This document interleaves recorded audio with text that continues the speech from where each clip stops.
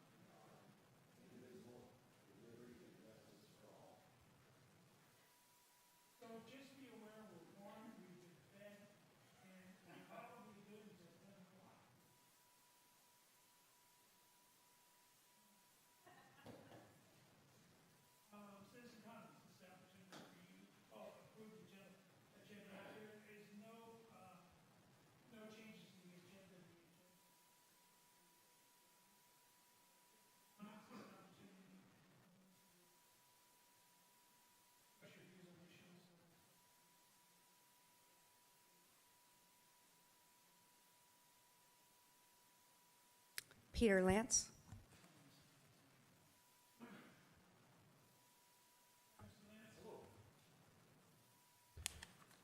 You know my name already. I live at 6501 Northeast 151st in Kenmore.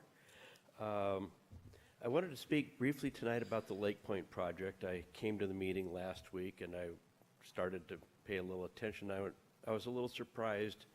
I have a development background, so I'm experienced somewhat with this. The project looks like a loser, and I'm surprised the city of Kenmore is backing this horse so aggressively. It appears that the property is worth approximately $5 million. There's a $1 million building on it according to the county records. The landowner hopes through a development process, of which the city of Kenmore is looking to contribute tens of millions of dollars in foregone fees and taxes, and money not collected is money given.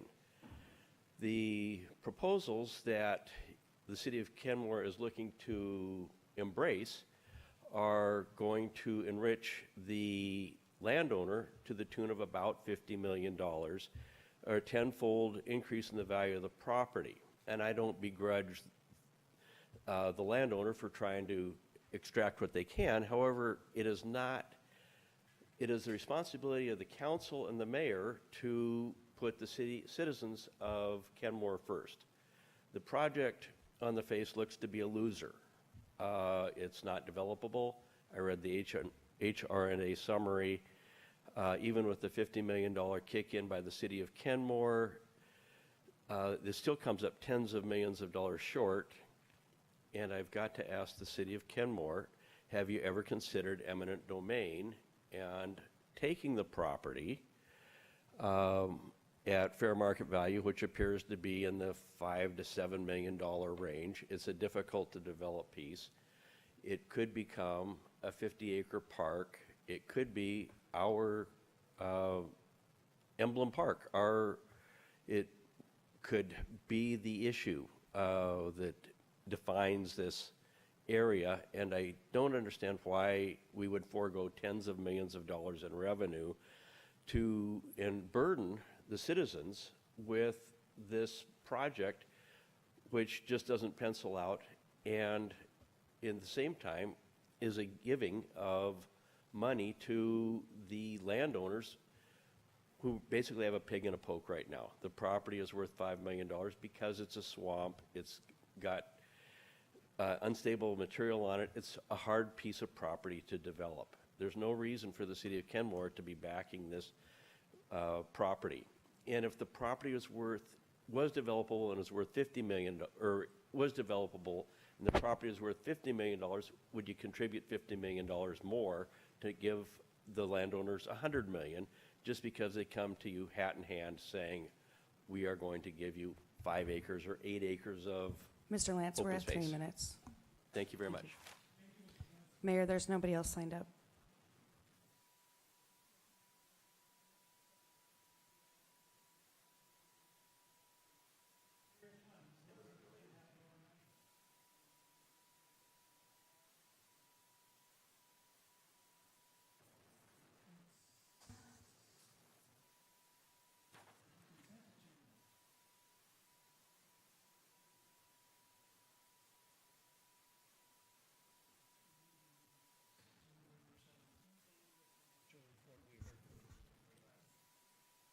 I so move. Second.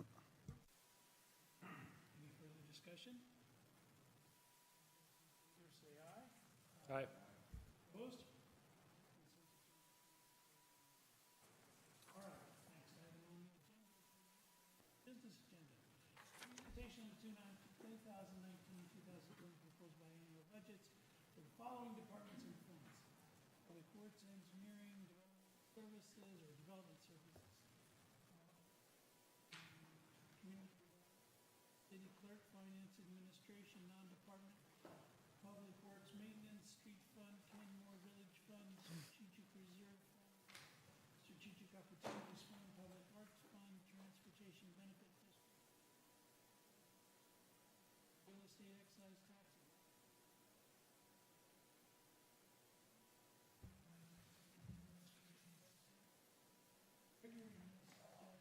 Gordon and Public Works.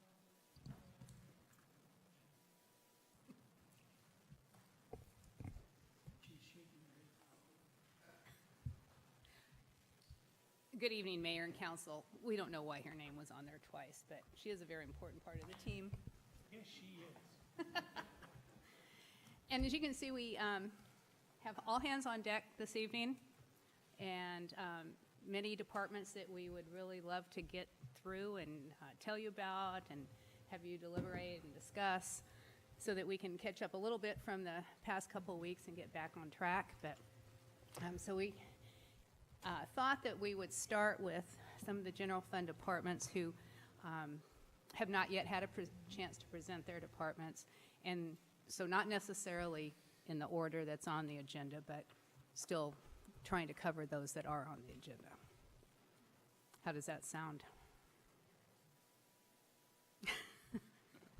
So without further ado on my part then, I'd like to introduce Brian Hampson, Development Services Director, Debbie Bent, Community Development Director, and Brian will kick this off with his department and is going to refer you to the proper page. 175? 130, 135. Great. Thank you. Thank you. And I'll just click through the slides if that's okay with you. It is, there you go. Okay. Thank you. So good evening, Mayor and Council. Thank you for the opportunity to present this budget message for you. The Development Services is really responsible for the oversight of the land and building development and permitting throughout the city. We do include code enforcement and inspections. The next biennial is pretty much a status quo for the Development Services Department. We're not adding any large projects or proposing any new additional FTEs or any sort of employees. And so for over the 19 and 20 budget, it's roughly 8.4% of the general fund, 5% increase from 2017 and 18. The department has 5.5 full-time employees and 1 half-time building inspector, plans examiner. The activities that we spend most of our time on are development activities. I was going to talk about the PBB, but I think that's on the next slide. So You can do that. no, that's all right. I'm a little caught off guard. The Number of new single-family applications are continuing to be low. What we're seeing right now is a product of multifamily townhomes being constructed right now, and we expect that those are going to continue to increase over the next 2 years. Over the next 2 years, we're also going to work on wrapping up the Kenmore Village, and specifically the Flyway building. As you guys know, Lake Point property continues to be a high development activity that our department's working on, and we're going to continue to work on those negotiations and discussions over the next couple of years. And also, as you know, the lodge at St. Edwards began construction here recently, and so we expect that that project's probably going to take about 18 to 20 months to build, so we'll be providing the inspection services for that project. In 2019 and 20, again, Lake Point's going to take a lot of time and resources if it gets off the ground, so we really expect to work on that program pretty seriously. As I mentioned earlier, there aren't any new programs that we're proposing for this biennial. Permit management and intake, we spend a lot of our time attending development review meetings, and those occur at pivotal points of projects. For example, at pre-application meetings, at permit review, and pre-occupancy meetings, and we call those DRT meetings. They stand for Development Review Team Meetings.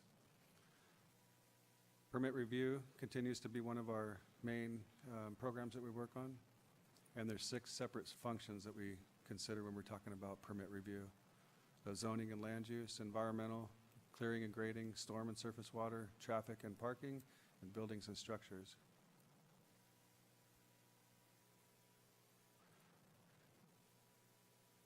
One might think that once a project is final, that our job is done, but that's not true. We have construction inspections and maintenance and monitoring that occur after the project is finished. So sometimes it could be 2 to 3, 5 years after a project is final that we continue to work on it. And other programs that we work on in our department are code enforcement, emergency management, of course, Lake Point planning, mybuildingpermit.com. We are a member of that organization and spend a lot of time working with them, and of course training and conferences. Yeah.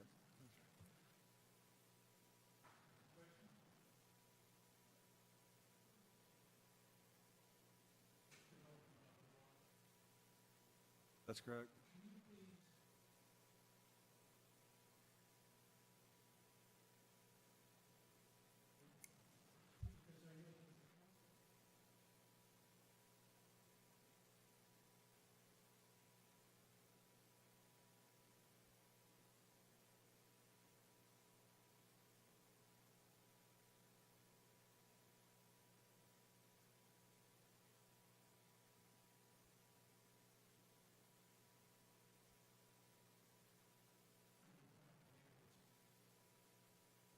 I'll see what I can, I'll see what I can make up for you to have a good visual to understand what kind of townhome, multifamily projects and where we expect to see them.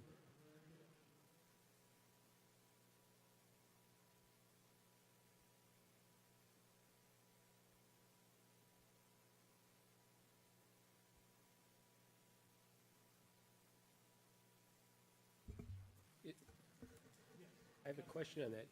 I mean, wouldn't that just be a zoning map? Well, is that, well, maybe, unless it's permitted. I don't, Okay, well, I guess I just want to make sure. make it easier. Yeah, no, and that's really what it is. I think it would be a zoning.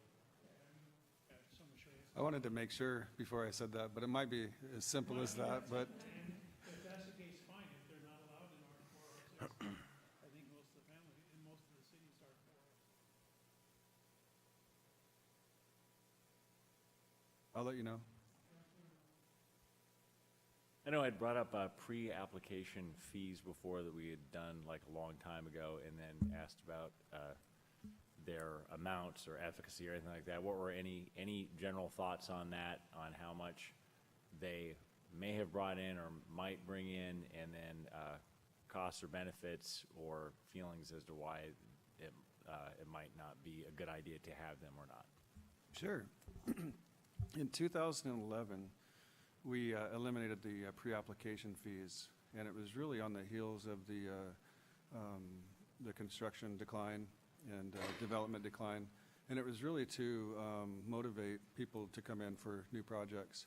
And at that time, our fee was pretty minimal anyway. I think it was roughly $150 per pre-application. So it really wasn't generating a whole bunch of revenue for us at the time. It was just an incentive to say, hey, listen, we value developers and we value meeting with people and having those discussions, and we're going to offer this for free service to you. Now, over the time, since 2011, they have been free.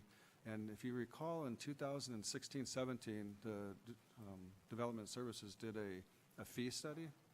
And so in that fee study, they took and looked at the average time that the department and everybody spends on a particular permit or a project, and kind of backed up with their salaries and stuff and how much cost that is to the city. At that time, the estimated cost of an average pre-application meeting, and these pre-application meetings can range from very small, where 2 people are involved on the review side, and maybe like a half an hour worth of work, to something way more bigger for, a large plat or a large commercial building that could involve even consultants, the fire department, the utility department, and our team is really putting a lot of stuff together, working on it a lot. So they range, and so for the average cost of a pre-app, and we found in our fee study in 2016 and 17 was about $2,400. And so for the last year, not calendar year, let's say from now, October to October 2017, we probably have roughly done 50 pre-application meetings. You could start to see what kind of revenue we could be taking in, but.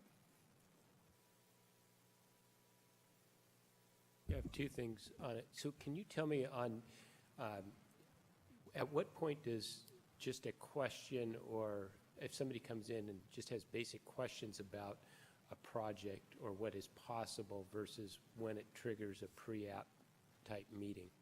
What is the threshold? Well, since it's free, we like to treat everything as a pre-app.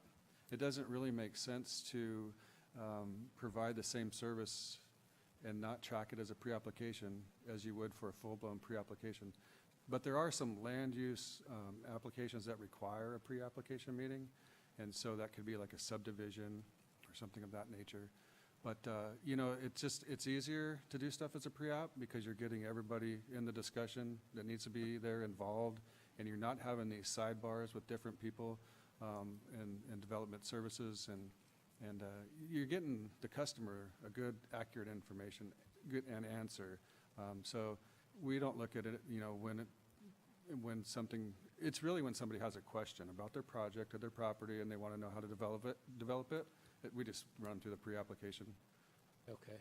And I would follow it up with 2 things. One, I love the fact we don't charge for it, that somebody can come in that's maybe thinking about building a DADU or doing something at their house where they don't have to, they can actually just come in and comfortably have questions answered without feeling like they don't have that barrier of, well, if I'm going to pay, then it means I probably need to know this and this, and one thing leads to another. And so I would say at the kind of basic level, I actually think it's a great asset. We don't charge, but I would on the upper end of it, I wouldn't be opposed. I don't know what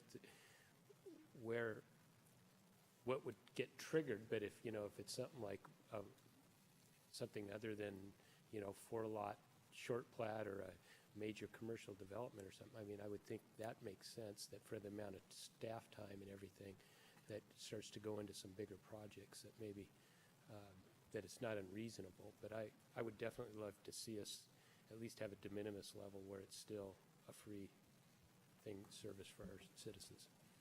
One option you may consider, if you're looking at imposing a fee on some pre-apps, would be to possibly look at the required fee, pre-application. So there, like I said, there are land use applications that require pre-apps, and those usually take a little bit more time. Those aren't the, the ADUs and the other smaller questions that we have, and that's one suggestion. So I wanted just to check in on the status of the interlocal with the Puget Sound Clean Air Agency. Do we have somebody on staff who's trained and has a trained nose right now? Because I know we lost our person a while back. We do. We have a main point of contact that's been trained, and so we have Puget Sound Clean Air Agency come out here and train her. That's Debbie Hohenstein, our code enforcement officer. But we have a couple backups too, and Okay. I'm one of them, but I'm third backup, so you have to go through, hopefully. And I've never been actually called out to a site. Is that still pretty active, or? Not really. No, I wouldn't say don't really receive too many. I can't remember the last time we received a odor complaint. All right, thank you. To get the word out. I don't know that Joe Citizen knows, sorry, Joe, but I don't know that regular citizens know that they can do that. So we promoted it quite a bit early on, but we probably need to promote it again.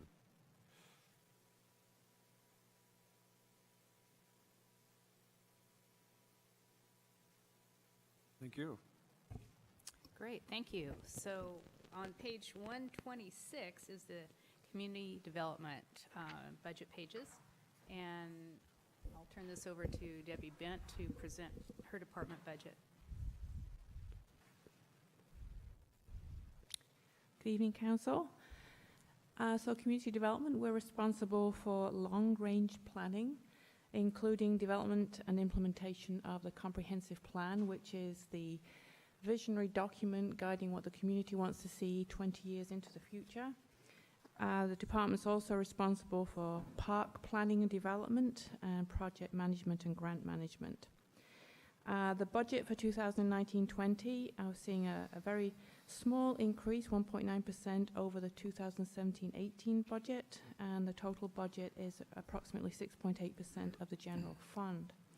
Department has 4.5 FTEs. We share an administrative assistant, have 2 people in the department more focused on the long-range planning, and 2 park project managers. So some of the highlights for 2019-20 regarding that strategic planning, we'll be completing the project on affordable housing, the mobile home park project, which was part of the 2018 docket. Be hopefully completing that in early 2019. We'll also be completing the update of the critical area regulations and shoreline master program, which was started in 2018 and will be before the council in 2019 for consideration. And then the last bullet there talks about the 2019 and 2020 docket. And staff brings forward a recommendation to the council in early January for the council to decide on what work program items will be before the Planning Commission and the council. So those are to be determined. So for the budget highlights, we manage the park capital projects. There are currently 10 park capital projects. We plan to update the PROS plan in 2019. It was last updated in 2013. And in partnership with that, we'll be updating the rate study and developing recommendations related to park impact fees. We'll also be managing the grants that have been awarded and applying for new grants as they relate to park capital projects.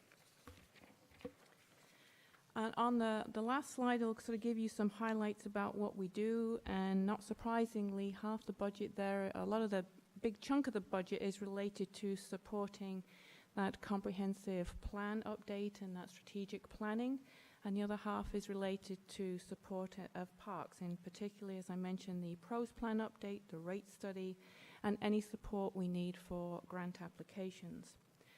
And the last section there on the slide is the PBB highlights, and again, it kind of makes sense logically here that a lot of the budget is spent on parks project management, the design, permitting, construction, inspection, and related to grant applications. and on the planning side, related to the comprehensive plan implementation and preparation. Those are the 3 slides. I'm happy to take any questions. Thanks, Debbie. Could you tell me what has to happen on the park impact fee study what do you have to go through to change park impact fees? Well, the last study was done in 2001, so we're well overdue. So what we have to do is make sure that we have the park inventory up to date, and then we have to kind of figure out what will be in the future, and then try and assign some the rates to that. We are in the process of looking into hiring a consultant to help assist us with that, to help us with the technical side. So really, you have to base those fees on what future park projects are planned, and then assess those accordingly. And you can only assess fees related to development that will improve capacity. And with knowing that, does it relate at all to the walkways and waterways bonds and how they are funded because they're capital projects, or is that completely separate in the calculations? That's a good question. So I'm not really sure how we're going to relate that, as they're already funded with bond money, and how that will relate to calculations of the impact fee. So it's a good question. I don't have the answer tonight. Because I would think if we're investing so much in our parks, and it would be nice if there was a little more of a reflection of that in the impact fee. And then the other thing, and maybe this is completely a no-no, but can you tie park impact fees to the CPI? Once it's been, I can see Rob nodding in the corner of my head. Yes, once you've adopted those fees, and currently that's what's happened, is we have updated those fees by CPI. So that's happening every year? They're getting adjusted? I don't know if it's, Joanne, jump in here, if it's been every year, but on several years there has been a CPI adjustment on the park impact fees since they were adopted in 2001.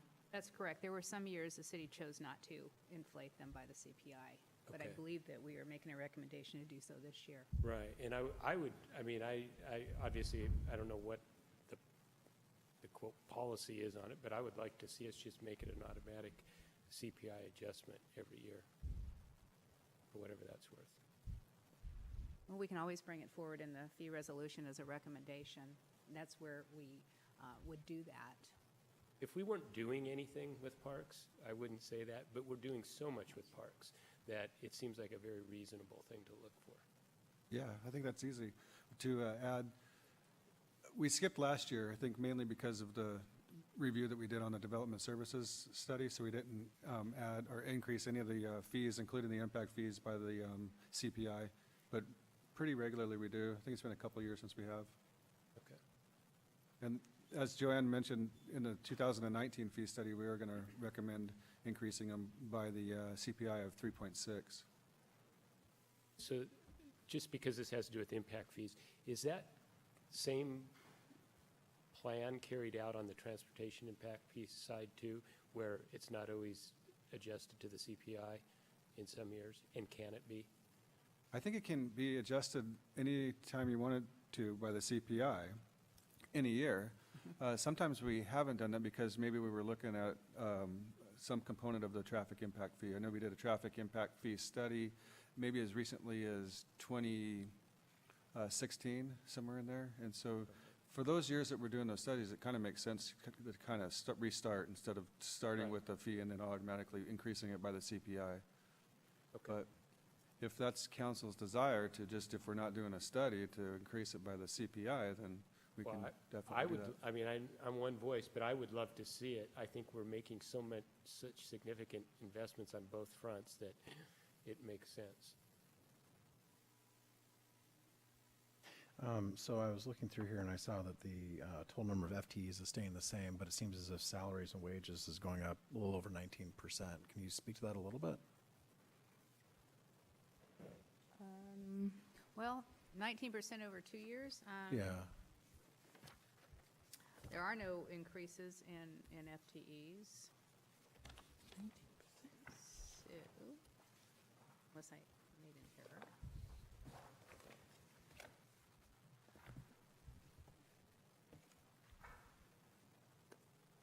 I don't, Yeah, is that something we could get back to you on? Yeah, no, that's Because fine.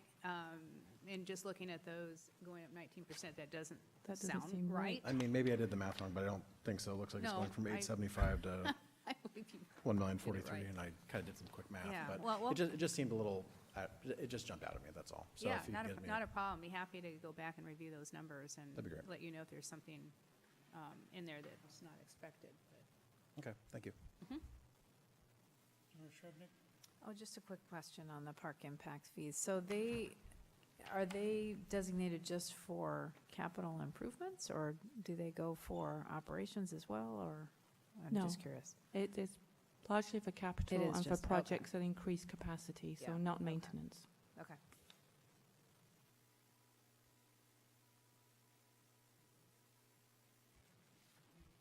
Thank you. Thank you. This team will be replaced now by the Public Works team.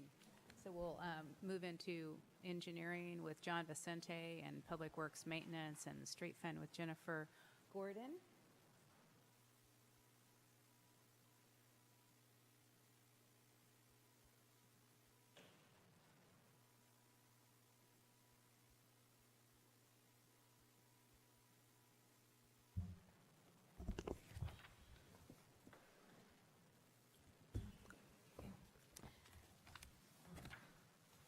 Good evening, Mayor, Council.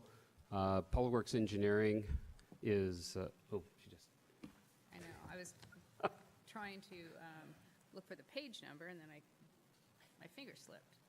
I don't We're have on page 120, Public Works Engineering. I don't have mine I'm good. quite memorized. No, that's why I have my book.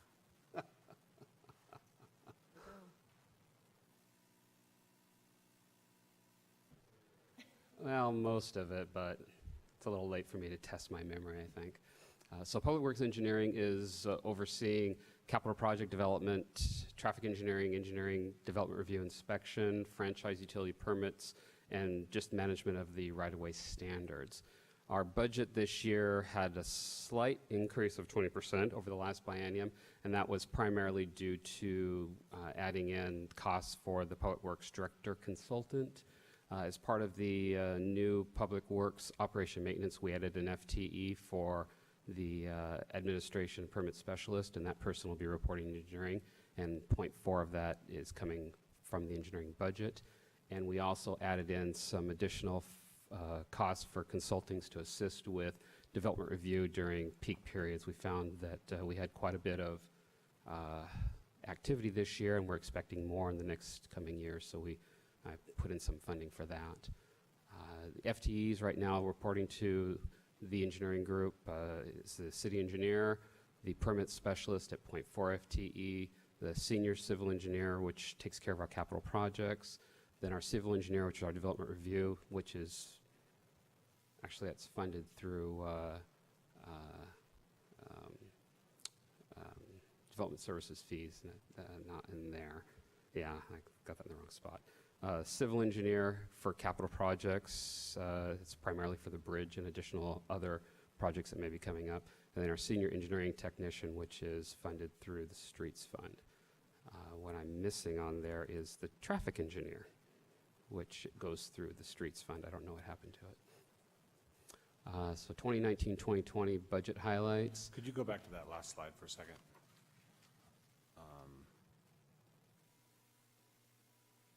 Oh, yep, you got it. I was wanting to make sure the engineering tech was there, and it's there. Okay. So the 2019-2020 budget highlights, we are adding a new administrative assistant position to the group. We're also continuing replacing the project manager position for the bridge, starting hopefully next year. I've been doing it in conjunction with the city engineer position, but we need to get that position replaced. And also our consulting budget, we've got funds in there for the part-time public works director, additional costs for the development review and traffic engineering assistance as needed, and also assistance with other engineering needs not associated with capital projects, and that's covered by our transportation on-call contract. And then with party-based budgeting, I took a look at what our primary goals with our group are, and that is capital projects, traffic safety, and development review.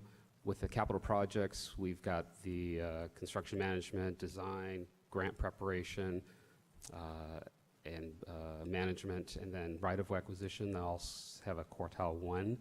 The traffic safety, the items that fell in that was target 0, the local road safety plan, traffic accident crash data, and traffic counts. And then within the development review is the development review and development inspections. And I believe that's the last slide. So, any questions?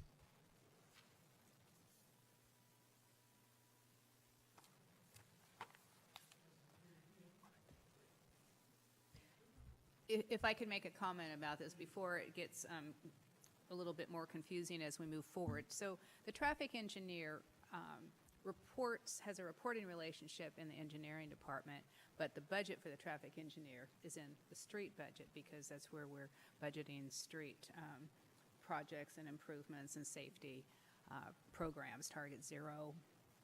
So you'll see that come up again when we look at the street fund budget. The right-of-way inspector also reports to the engineering department, but is funded by the street department. And that's a change that we made as part of starting up the new public works operations, is that the franchise permit review got moved to engineering along with pavement management. So those are new tasks that were assigned to engineering from Jennifer's group. So if you have questions about that as we go forward, feel free to ask, and I can go over that again, but it does get a little confusing. It does get confusing, and it just a mix between where the budget is and reporting, people reporting to who, so it does get a little bit confusing. That's correct. Correct. So with no other questions on Public Works Engineering, we'll go to Public Works Maintenance, which is Jennifer's area of responsibility. Okay, good evening, Mayor and Council. Starting out with Public Works, Parks and Facilities Maintenance. This cost center accounts for all the operation, maintenance, and repair of the city's parks and facilities, as well as other city-owned properties. Sorry. Oh, I forgot to mention the page number. Apologize, 146. So there is a significant increase in this budget, and I do want to talk about kind of the major reasons behind that increase. First of all, the maintenance and operations of the Town Square Hangar Building and the Post Office Building has been now moved from the Kenmore Village Fund to the Maintenance Fund. The increased costs in maintenance associated with the Morelands Ball Field improvements. And then the major increase is a result of the anticipated increase in the new prevailing wage rates for landscape workers.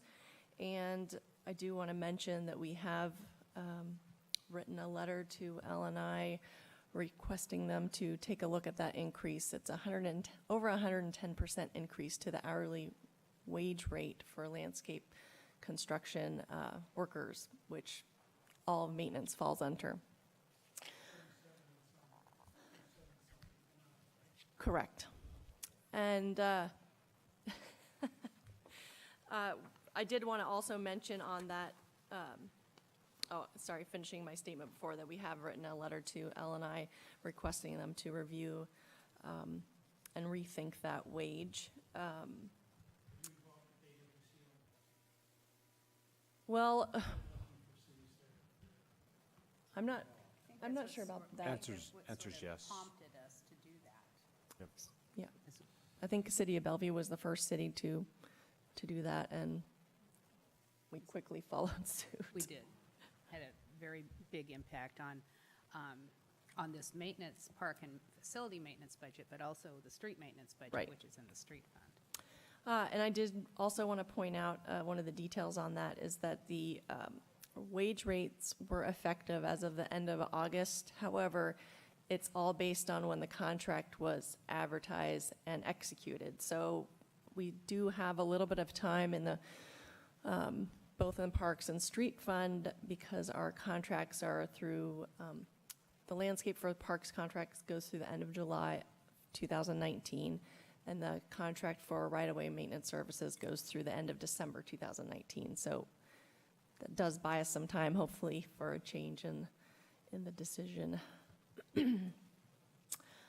And next, I'm going to go over the FTEs, and we've got the permit and administrative specialist at .4.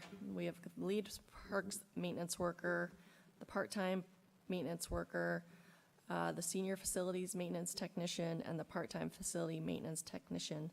So the changes here are the new titled positions that were brought to you in September that were approved.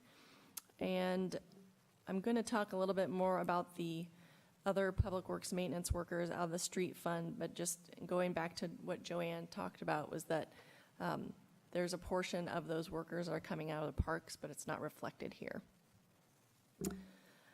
Some of the budget highlights are, as I mentioned before, the increase due to moving the Town Square hangar and the post office maintenance out of the Kenmore Village Fund, and then moving the Public Works Operations Maintenance Services in-house.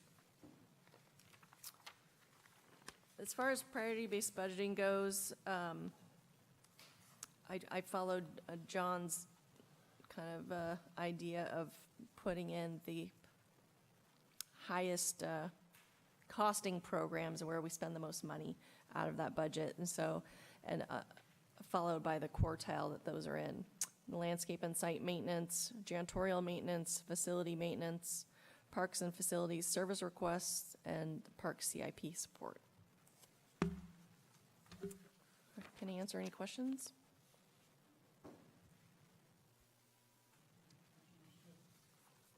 Thanks, Jennifer. I have a question on, so on the LNI, I know the contract goes through the end of next year and into July on 2 different contracts. Are the budget numbers reflective of that in the Yes, calculations? we increase the budget based on those numbers. Okay. And then I also wanted to bring up the discussion that we had, and is now a good time to have that discussion? Can we wait just a minute? And I was going to bring that Absolutely. up during the streets Absolutely. fund. That's why I wanted to ask Okay. you. Okay. So, on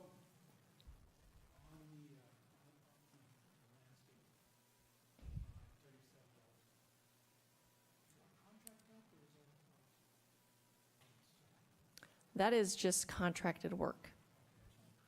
Correct. Okay. Okay, we'll go Move on to on. the street. The street fund. Street fund. So the street fund, as John mentioned earlier, accounts for the traffic engineering side of the house, as well as the maintenance and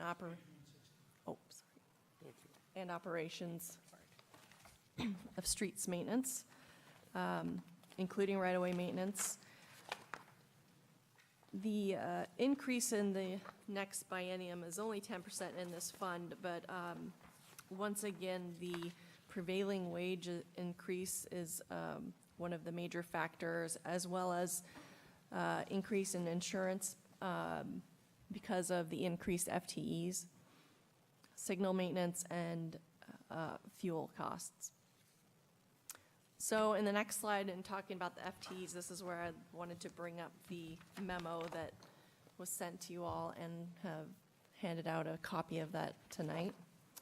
And just once again highlighting that I've got down here 8.4 FTEs, but instead of splitting up all the new maintenance workers into all the different budgets, I wanted to show them as, you know, whole FTEs, knowing that they are funded through multiple budgets, including parks and facilities maintenance, the street fund, and surface water fund.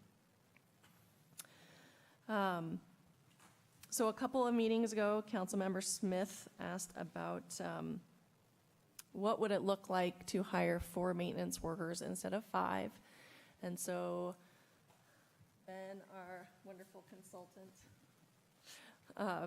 supplied us with the memo that you have in front of you tonight.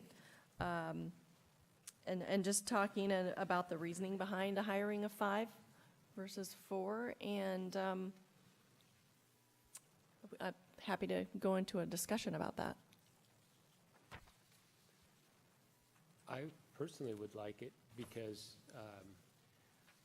I know it was an issue for me, and I don't really know where anybody else on the council, if they have any opinions one way or another on it. So I think any information you can provide them, and if nobody else wants to know anything else about it, then that's another issue. But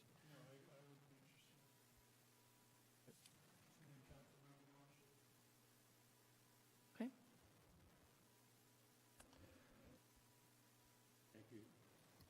Can you hear me? No, it's better. Thank you, Jennifer. Good evening, Your Honor, members of the council, and Mr. City Manager. I was asked a question about what does it look like having a 4 maintenance worker versus 5? I wanted to give you a little background on this one. We've been contracting with City of Lake Forest Park last 20 years. Of those 20 years, last 8 plus of them, we pay City of Lake Forest Park 5 full-time maintenance workers, plus half-time public works director, the superintendent, and then the quarter time of the administrative assistant, as well as the street supervisor there.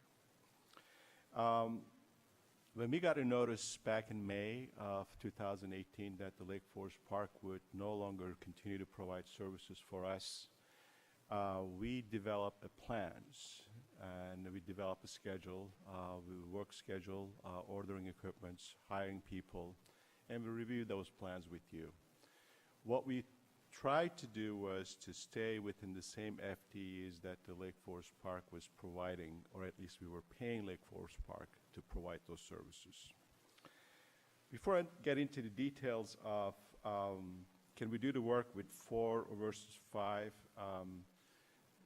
you have a fiduciary duty. You're obviously prioritizing a number of things, whatever the resources that you provide, that we would do our best to deliver the services. I want you to know, however, that there's some tangible impacts to the level of service if you hire less people. During our discussions, one of the concerns that we heard from the Lake Forest Park superintendent and public works director that while we added all that additional infrastructure into the system to maintain it, but we have never increased the resources. We maintained the 5 maintenance workers last 8+ years, but yet we added all that additional infrastructure to maintain.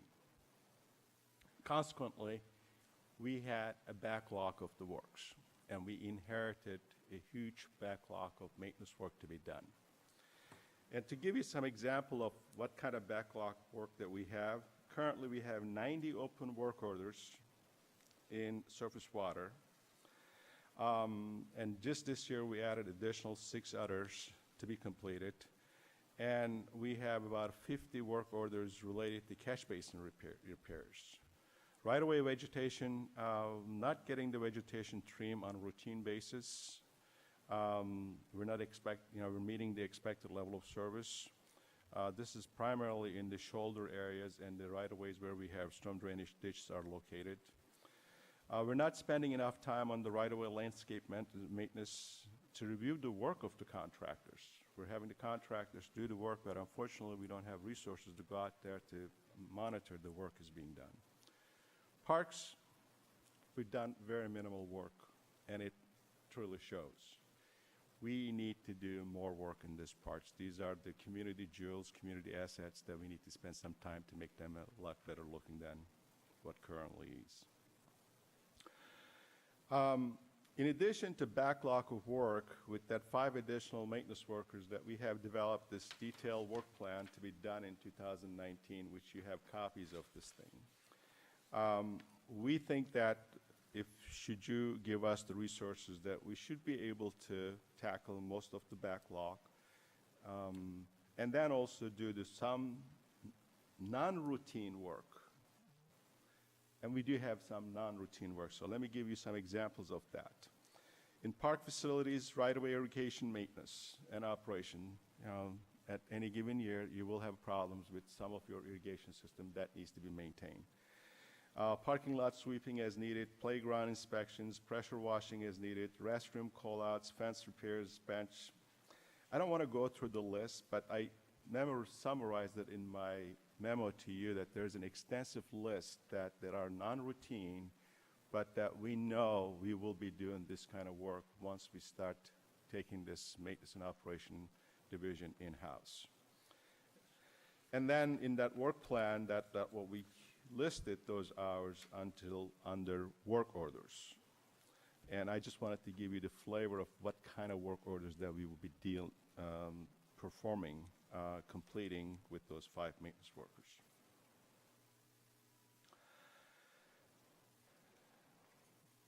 One of the challenge of this department is that we are starting a new division. It's like starting a new company. It's starting like a branch office of consulting company. You start setting up your standards and expectations and practices. And in this case, our work orders and supplies and most importantly also penetrating our expectations in the new employees in terms of our cultural and organizational and customer service expectations. That's going to take some energy and resources. So the question was legitimately asked was, well, if we're going to do this work in-house, that we would be more efficient, therefore we should be able to do it with less people. Correct, we will be more efficient, but we're also building a new division, and we're dealing also backlog of the works. So should you decide to go with less than 5, we can do that. That means that we have to cut back about 1,800 hours from the resources.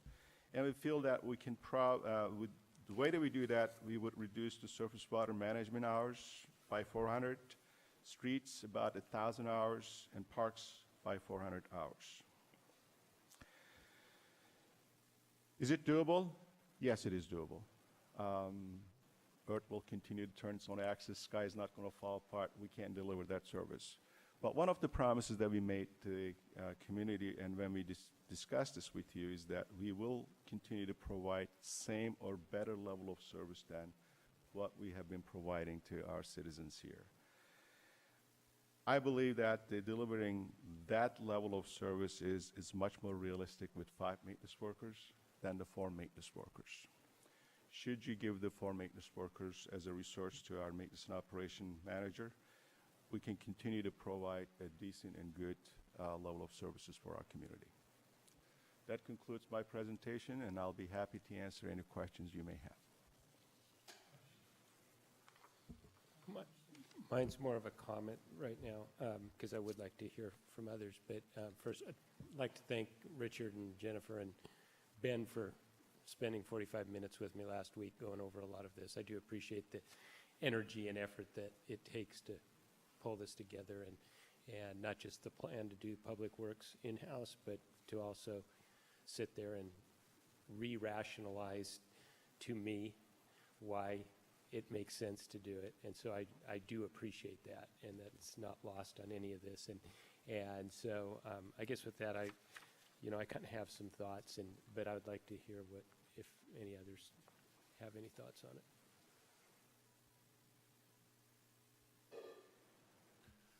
Might there be some efficiencies by, the goal was to obtain more efficiency coming in-house and getting better responsiveness, obviously. I remember the backlog was one of the issues cited as why we need to move away from Lake Forest Park. So might there be some efficiencies, even so, with a proposed reduction that might help mitigate the expected backlog from having gone in-house?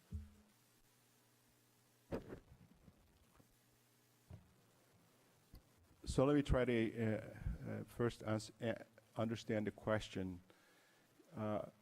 Councilmember Marshall, are you suggesting that having a less number of maintenance workers would help us to address the question of backlog? Am I understanding it? I'm trying to understand the question, sir.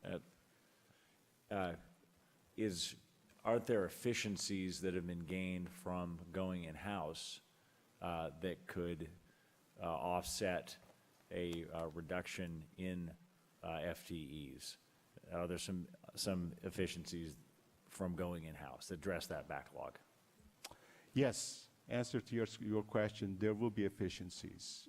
Currently, the way the system works, that when we get a citizen action request, we put in the work orders, we send it to the Lake Forest Park Public Works Department, they prioritize, and then they call back and question. There's lots of back and forth, so that definitely is a save of efficiencies or creating efficiencies.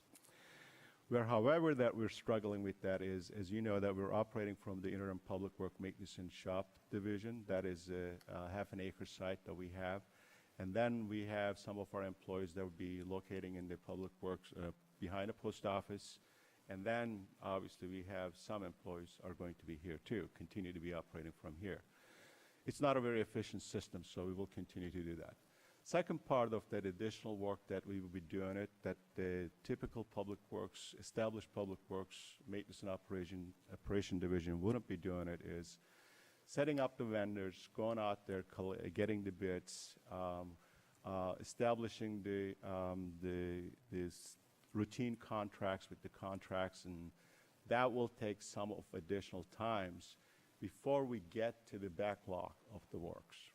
So the answer to your question, yes, there will be efficiencies, but then we will also have some offset on the additional works because we're starting a new division.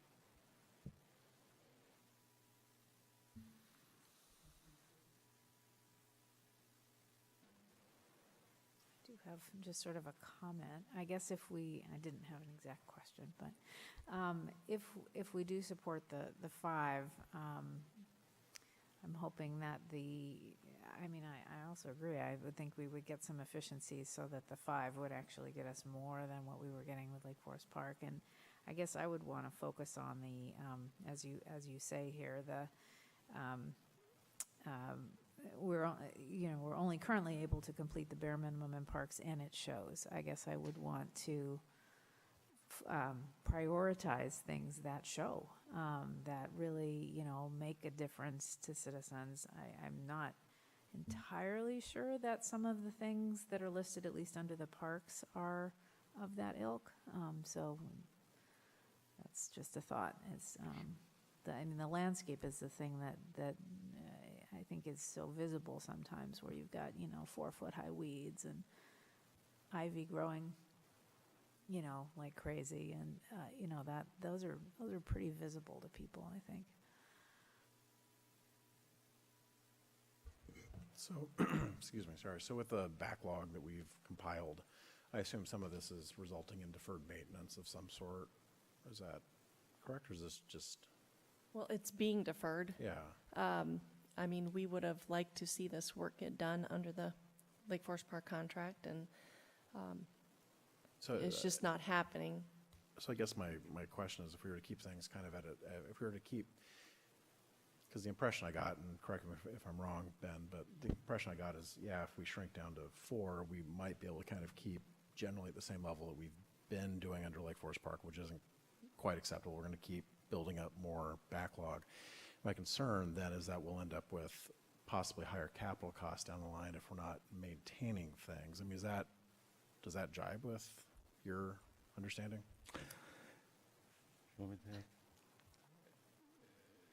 It's an excellent point, Mr. Deputy Mayor. We have been providing a reactive maintenance. That's been our mode of operation. Meaning is that we wait, and we've been responding to complaints and customer requests, what we observe, what you hear from citizens. We never got into the position to provide a proactive maintenance. One of the goals of this new division is that we will start providing a proactive maintenance in our divisions. So far, I can't specifically tell you that had we done proactive maintenance, could we have eliminated some of those capital expenses in the surface water management? Intuitively, I could say yes, but I haven't done the very specific analysis. But you hit a very important point that we got to be more focused on providing a proactive maintenance rather than reacting maintenance. Okay. And even with 5, at least under the report that you brought to us a few months back that we signed off on, even under 5, after a few years, it has paid for itself and we are saving money going forward, right? We were paying $924,000 to Lake Forest Park. I would expect that to be, for example, 2019, roughly about $1 million. The 5 FTE salaries in the draft budget that I had shared with you was about less than $700,000, roughly $700,000 approximately. So it would be $300,000 per year savings going into it. However, we're having some startup costs. Right. We're buying a new equipment, we're setting up our new shop, so initially, we're having some extra expense. In 3 years, we would break even. And then we need to discuss, obviously, with the new maintenance and operation site, and when we get to that point, that we need to talk about dollars and cents as well. Yeah, I mean, I know that, you know, maybe, especially since I became elected, I started to notice little things here or there because you take a little bit more of a sense of ownership over city resources that as a citizen you might just ignore. And you know, and my daughter has also taken interest in the skate park and little things there. And I personally, I support the 5 workers because I think we do need to get a little bit more proactive. And I would like to stop noticing little things here and there and then noticing them again 6 months later. You know, it's just, we owe our citizens, I think, a better level of service at our parks and our public right of way. So I appreciate the memo. I appreciate the thought put into it. But yeah, I'm going to support 5 maintenance workers. Thank you. Thank you.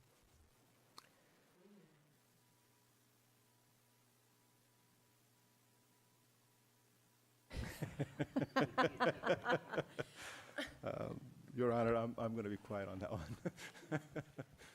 Can I add something, Mayor? If this, going to 4 instead of 5 is seriously being considered, I would ask the council that we have some serious conversations about what kind of priorities we want to set, because it's something that I've wanted to talk about with council for a really long time, but really understanding what the council and their constituents are interested in seeing be a priority. Because I can assume and guess and all those things, but I really need to hear from you all what your priorities are.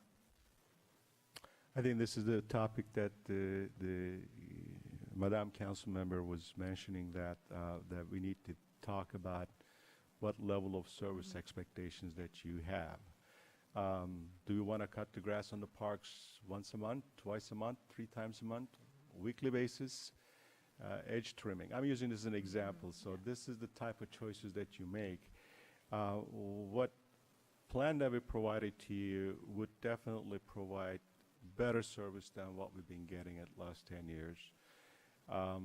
But it's going to be also some struggle for us to get this operation going initially. Can I ask, Councilmember Shrubnik? I actually think, irrespective of whether it's 4 or 5, I'd love to have that discussion because I think that's important. I would love to. Yeah.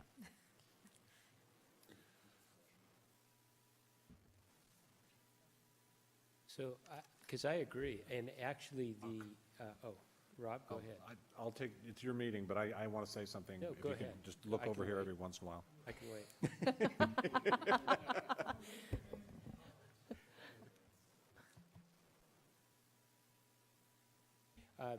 It is a discussion that we need to have, and it gets into when Rob more than once this fall has talked about we need to have a bigger discussion. And this is one of those things that falls into the bigger discussion, which is also gets to one of the reasons why I was hoping to have a discussion before we deal with the tax increases that we have to deal with, because I feel like we're committing without knowing, because there is no there's no going back once we commit to 5. It's 5, and obviously 6 would give us a better level of service, and 5 will give us worse, 4 will give us worse. So we know, but we are a little bit in uncharted territory where we don't really exactly know what it'll be, and And if the backlog can be, can be eliminated in a year, well, then that makes me, a little bit wonder. It's like, okay, well, maybe that backlog can take 2 or 3 years to get through. Is that big of a deal? I don't know. I'm just saying, but I do remember when we had the discussions about LFP and the contract, it was continuously told how poor the value we were getting out of that contract and what we were paying for 5 FTEs and we were not getting 5 FTEs. So that gets to my rationale of at least starting there, because if you're not, so if we were getting a value of say 3.5, I think was even one of the numbers we saw, or something when it was broken out, it was a pretty low number, and so that's my thought is, we can get there in the backlog. We're going to be more efficient in the long term. I agree about the short term, what you're talking about in the startup, but once we hire, it is, we've basically added a fixed cost that's going to go up, 10% a year, but between benefits and costs, and so that's just something that, that's a cost, and so for me, I would say I'm probably more on the fence than I sound like about it, but I lean towards wanting to wait and just start with 4 and let's see how we do, and let's have that conversation about what that expectation is, and that conversation about a broader revenue stream and how that factors in.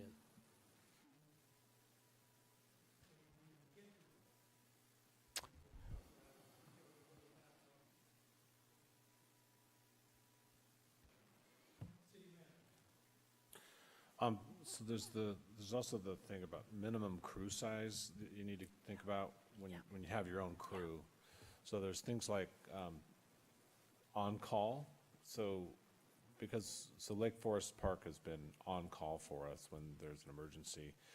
And what's going to happen is we'll have the 4 or 5 workers sharing the on-call responsibility, where they'll have the on-call cell phone, and they'll need to be available 24/7 for any calls that come in.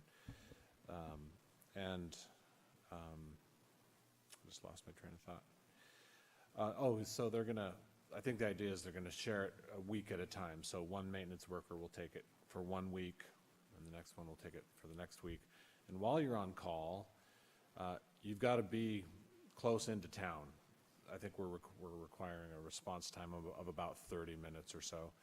So while you're carrying that on-call cell phone, you don't get to go to Leavenworth for the weekend. You got to stick around. And you guys approved the rates for that and everything a meeting or two ago. So if you have a small group of maintenance workers, then that on-call rotation happens more often, and it's just a little more of a headache for people. Then there's also when there's snow. When snow comes, you need a decent-sized crew to be able to be driving out and getting the snow off the roads quickly, and sharing and rotating shifts and things like that. And then there's other times when you'll need to change out a catch basin or a stormwater pipe, and it's in traffic, and you need somebody to flag, you need somebody to operate the backhoe, and you need somebody in the ditch, and so can you guys talk about kind of minimum crew size, and how does 4 work versus 5? Sure. Just for minimum responding to emergencies and being available for on-call work and snow removal and that kind of thing. I'd be happy to.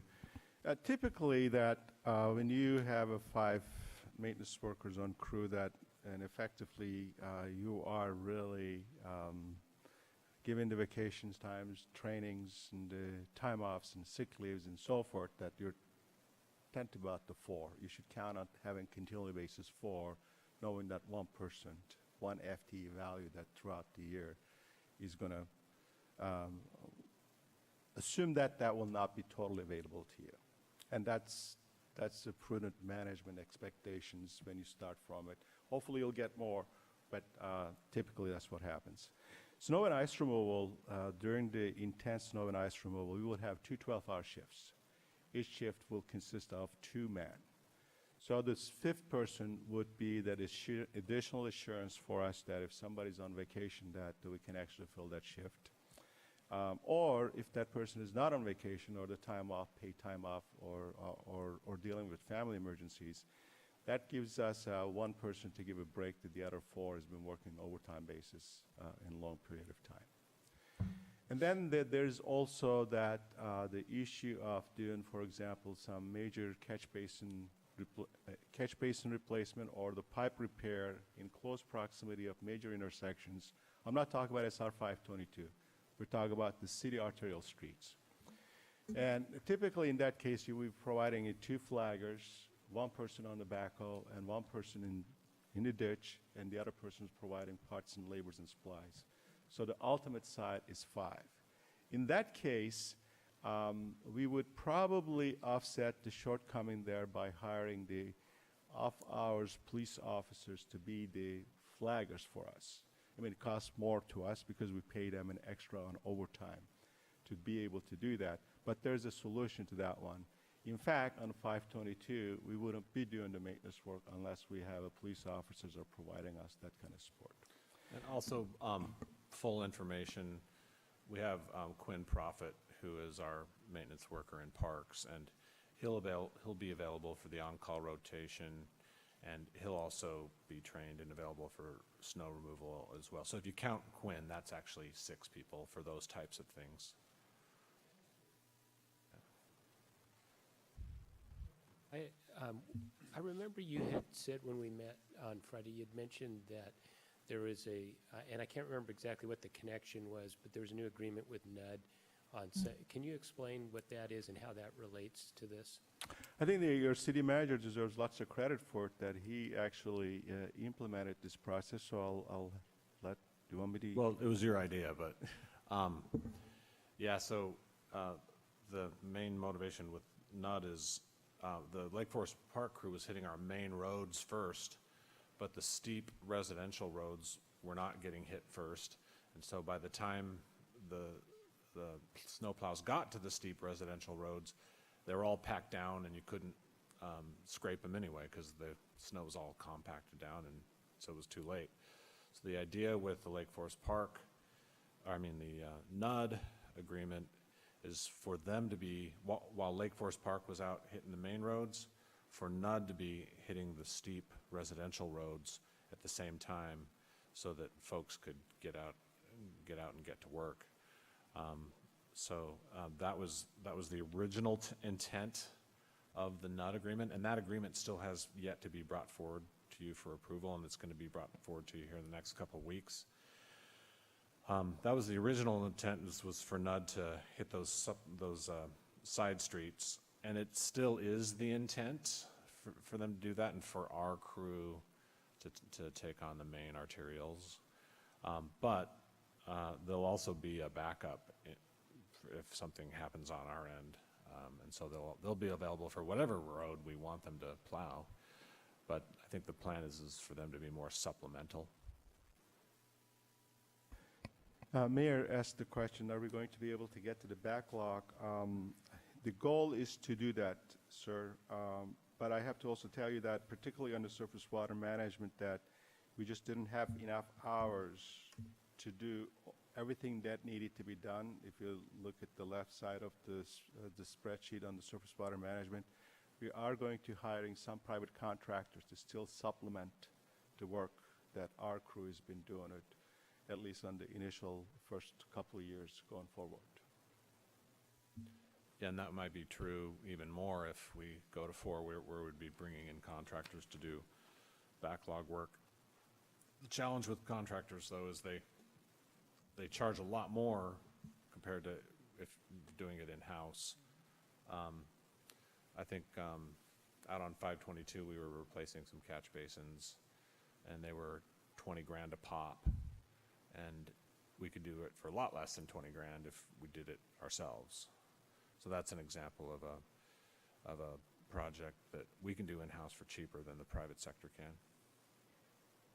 May I also point out that on the horizon, we have many new projects coming online that will need maintenance.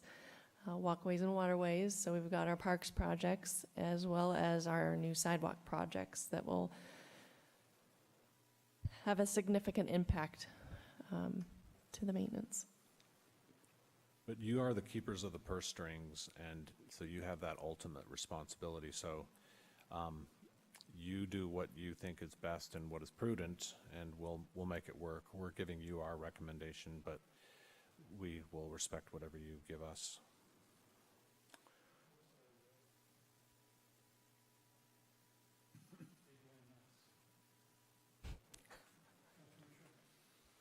Yeah, you brought up the thing that was in my head, which was, we've got these major projects underway that are going to need maintenance, I assume above and beyond this.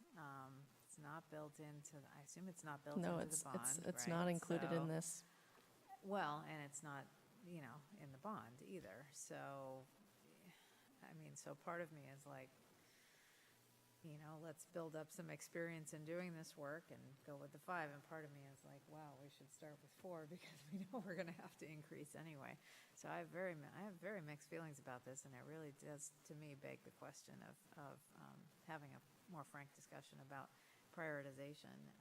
And I don't know whether there's a middle ground of, for example, saying, let's do 4, have the conversation, and then revisit the budget. I don't know. I assume that's not a thing we do. I don't know, but it seems premature to, I don't know. I'm uncomfortable with it, but there's just so much work to be done. And I'm concerned that we're going to have an even greater hit in the next biennium, so. Member Smith.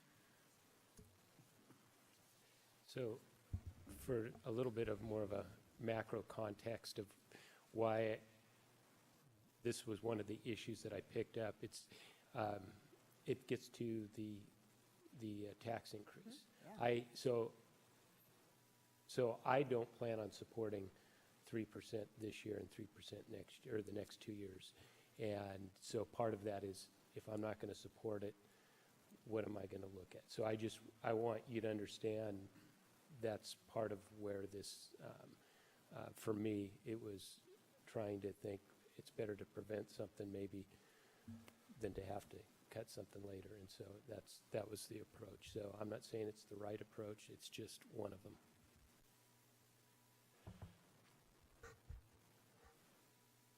Deputy Mayor, then City Manager. Yeah, the more I think about this, the more I also think that it ties in with our, kind of changing subjects a little bit, ties in with our economic development plan of, increasing the positive vision of Kenmore to the outside world too. And that's something I think about a lot. Like I said earlier, the little things add up, and something that people notice as they drive through or drive to places in Kenmore. And it's something I worry about as we're trying to kind of build our image and make this a place that people want to come and build businesses in. How we present our right-of-way is a big part of that, and our parks is a big part of that. So yeah, I understand the concerns that Councilmember Smith has. I also don't think that it's an undoable, if we, for some reason, turns out 5 is too much, I don't see any reason why at some later date we couldn't cut an FTE. I know that sounds heartless, but it's also a part of our decision-making. Nobody is guaranteed a job for life. I don't see that being the case, though. I honestly think even with 5, there's enough work out there to get done that we're not going to have people sitting around leaning on fences or doing make work. There's a lot of stuff that needs to get done in the city. And I think this is a solid investment in the kind of future economic growth for the city, so.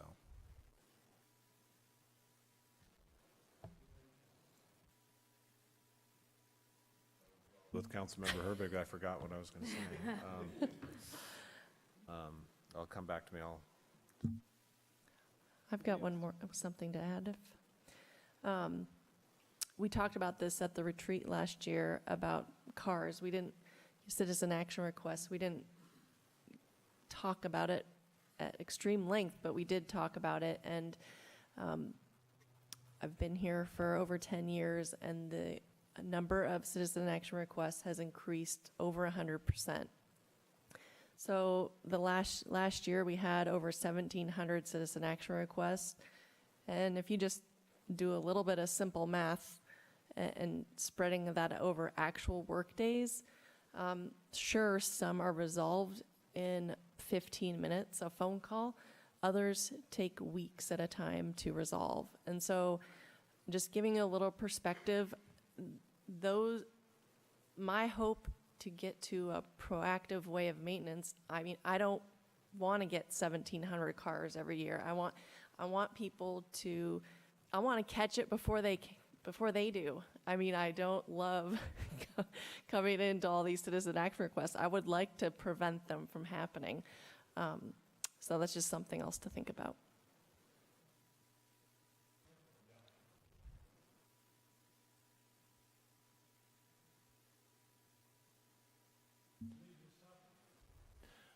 Now I remember what I was going to say. Oh, wait, I forgot. No, I'm kidding. I am hearing some pushback on the 3% property tax. So I am going to meet with my team tomorrow to talk about what we think can be cut or reduced. And so what we're talking about is $300,000 for the biennium. So it's each 1% is about 50 grand. And so 2% for 19 is 100,000. And then that 100,000 also carries forward for 2020, and then you're going to do another 2% in 2020. So that's another 100, so that's 3 100,000s. So I'm going to be meeting with my team tomorrow to talk about how to keep it down to 1%. I'm not saying that's going to be my recommendation, but my job is also not to box you into a corner and say, adopt a 3% budget or else, or a 3% increase or else. My job is to give you guys options. So that's what we're going to be doing tomorrow when I meet with my teams. We're going to be talking about how to keep it down to a 1% property tax increase and what that might mean. I just want to point out that the last time we talked about a major kind of revenue increase was around utility franchise fees, I think, was the last big one. It was $350,000, give or take, a year. I mean, I'm ballparking. It's give or take. Yeah, you did the TBD and the franchise fee in the same year, 2013. No, we did an increase on one of them after I was elected. TBD was done before I was on. We did something in 2014 around it. Maybe it was sewer or water. I can't remember. Water sewer franchise fee. Okay, Right. they were around the same time. Okay. Yeah.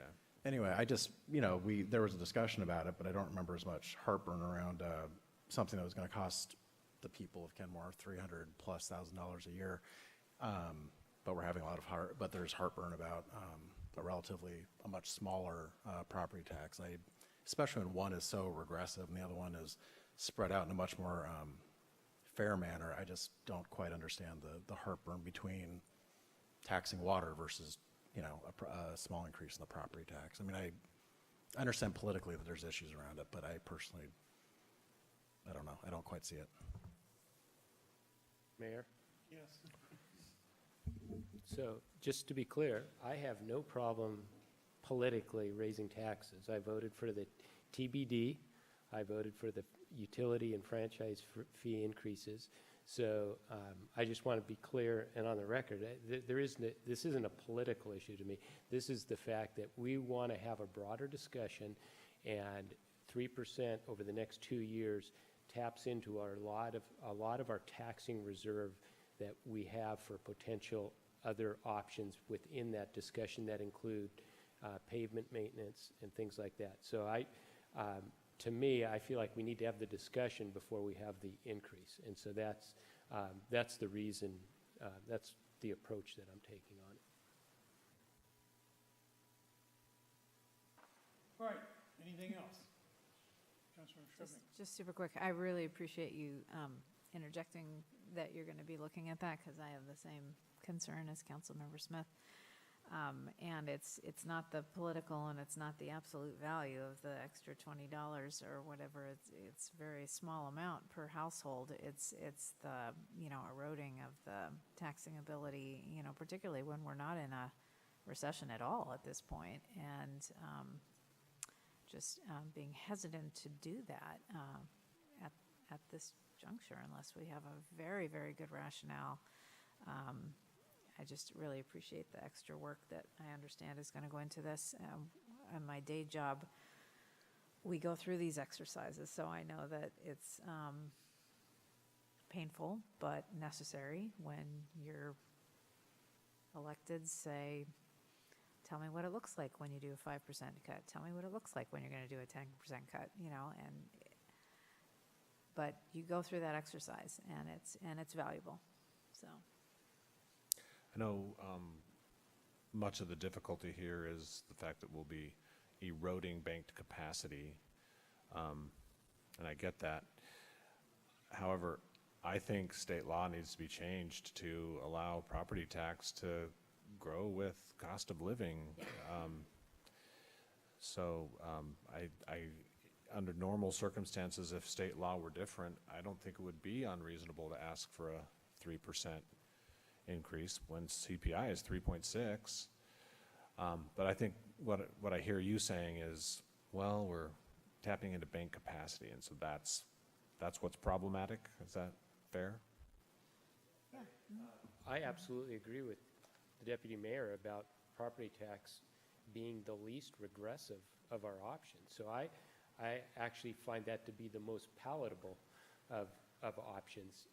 But I also know our options are limited, and every year, if we just even take a little bit every year, it's only a decade away, and then all of a sudden, we're tapped. We don't have another option to go to, and then we've created this, this entity that needs, financial life breathed into it. And so that's my fear, is that we're going to get there too soon without having the discussions. And I feel like we need to compel ourselves to have a broader discussion about how we want to handle these things. Mm-hmm. And you're not tapped out in other revenue sources. For example, you're low in utility taxes. The max on electric and gas is 6%, and I think most cities are at 6. I don't know about most, but tons of cities are at 6. And we chose to be at 4.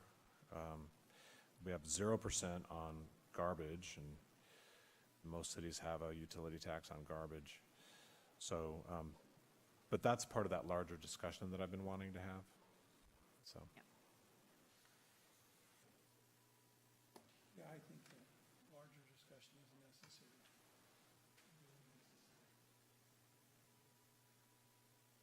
Historically, last recession we went through, we had cash in the bank. We were a little bit more conservative. I think we were able to weather the storm. I'm just concerned with another recession coming up. I mean, you're not going to be able to take your bank capacity because people are not going to have any funds because it's a recession. But I don't want to get into the point of having to lay off staff. We were very fortunate last time. We kept all of our staff. That was not an issue. And I guess I want to make sure we have enough in reserve. Have that happen again if necessary. But I think it's a much larger discussion that we really need to have. So timing on council direction on this, so the budget we're hoping can be adopted on November 19th, but I think we would like some council direction on this particular issue sooner than that, because we have a pool of candidates that are sitting there. We're really close to making an offer on the supervisor position, but we'll still have then the supervisor. The idea is that once we hire the supervisor, that person will help us interview and select the 4 or 5 maintenance worker, or the 4 or 5, 3 or 4, the 3 or 4 maintenance workers. Of course, we want them up and started sometime in December, so there's a little overlap, and so they'll hit the ground running on January 1st when there's no more LFP. So I think, looking to you all, I think we need some direction before you adopt the budget on the 19th. When's the ultimate deadline for us to get direction from council in order to be able to hit the ground running on January 1st? Well, I guess I just want to say that this is part of the proposed budget, so this is what we have in the budget, this is what we're recommending. So, I mean, I think that we would, need to know a couple weeks before we expect to adopt the budget. So back to my concern is, we went with 4. Would the backlog actually get done? Oh, it'll take longer. Or would the backlog just continue to grow because we don't have enough people working on it? Later is true, what you just said. Mayor, and I'm sorry, and I don't want to come across that advocating and pushing for 5 people. I'm just being realistic with you. No, and I just want to understand the backlog enough to know Right. whether or not we're actually going to get through it. It may take a year or 2 longer, or are we going to get through it, or is it just going to continue to grow? It is too short of the staff, and then there's also the startup inefficiencies. There's the efficiencies, there's an inefficiencies. You all work in the corporations or different places, and then you hire people. When you hire people, you expect about at least 3 months or 4 months that person to put that his or her feet on the ground. Come January 1st, we don't have somebody else out there providing services. We need to be prepared to respond to it. And then we hope that maybe there's not a major snow and ice event that we don't have to deal with it. But if we got council direction, say, next week, would that be okay? Of course. I think we'll continue to be interviewing candidates, because I think we know we're going to be hiring at least 3 of the maintenance workers. Yeah, so we'll get going on the interviews. And I was going to suggest that next week would be a good and appropriate time. We'll be having the public hearing on the tax levy on the 5th, which is next Monday.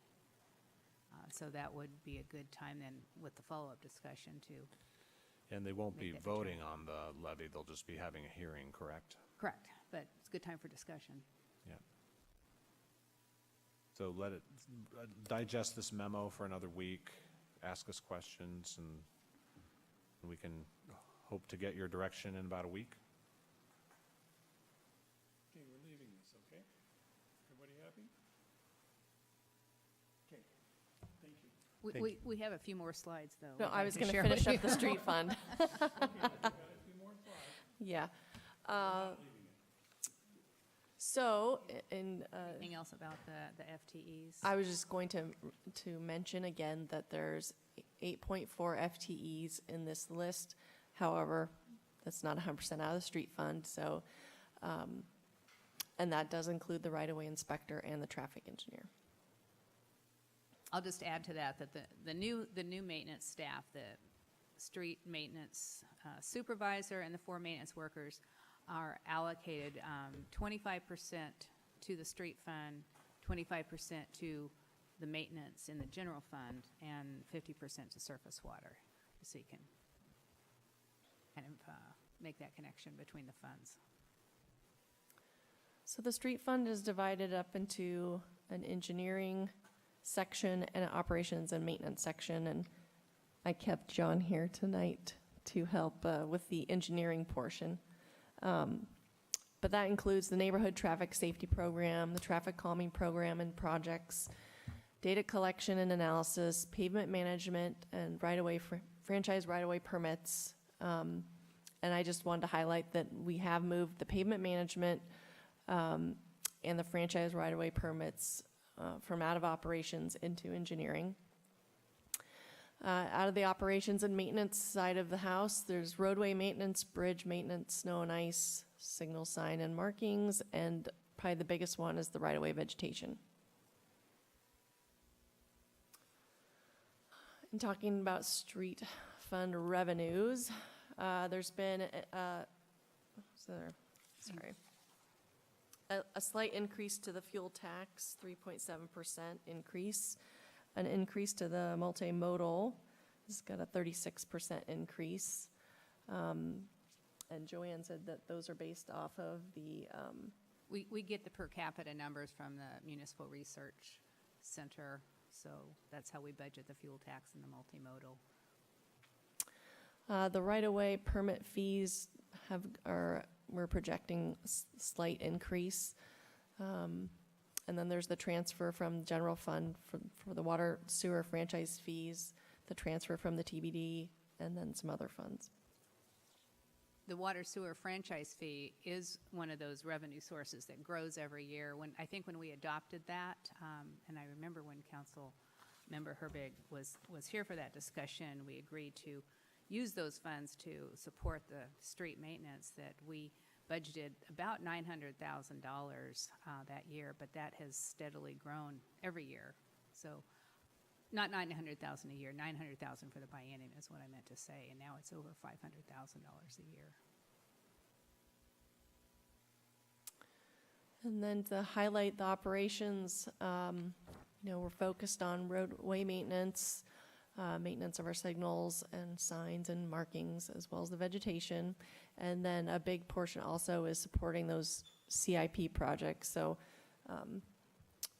supporting in the design construction phase and then the taking over in the maintenance. Under the engineering highlights, the response to our traffic-related service requests, our overlay program, and then the franchise right-of-way permits. The budget highlights include obviously bringing in the public works operations in-house. I did highlight the federal road preservation grant, even though that money is technically not in the street fund. It's in its CIP budget, but managed by folks in this budget. And then the last slide focuses on the PBB. And once again, I'm just highlighting the programs that cost the most and highlighted with the quartile afterwards. So most dollars are spent in the right-of-way, landscape vegetation maintenance, our signal maintenance and operations, roadway maintenance, street sign management, and roadway markings. Can I answer any additional questions?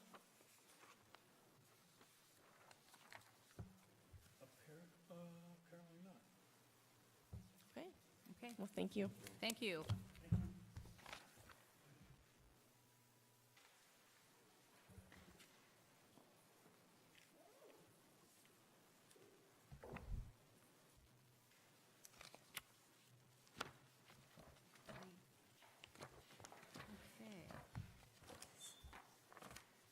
So at this time, we're going to back up to page 103.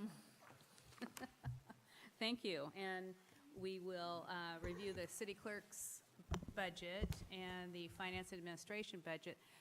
They're both really one large budget, but we do carve out the budget for the city clerk and present that separately. So we'll get started with Kelly Chellin, our city clerk, presenting the clerk's budget. Good evening, Mayor and Council. It's, again, fun to be looking at you this way. The city clerk division is a phenomenal division of one.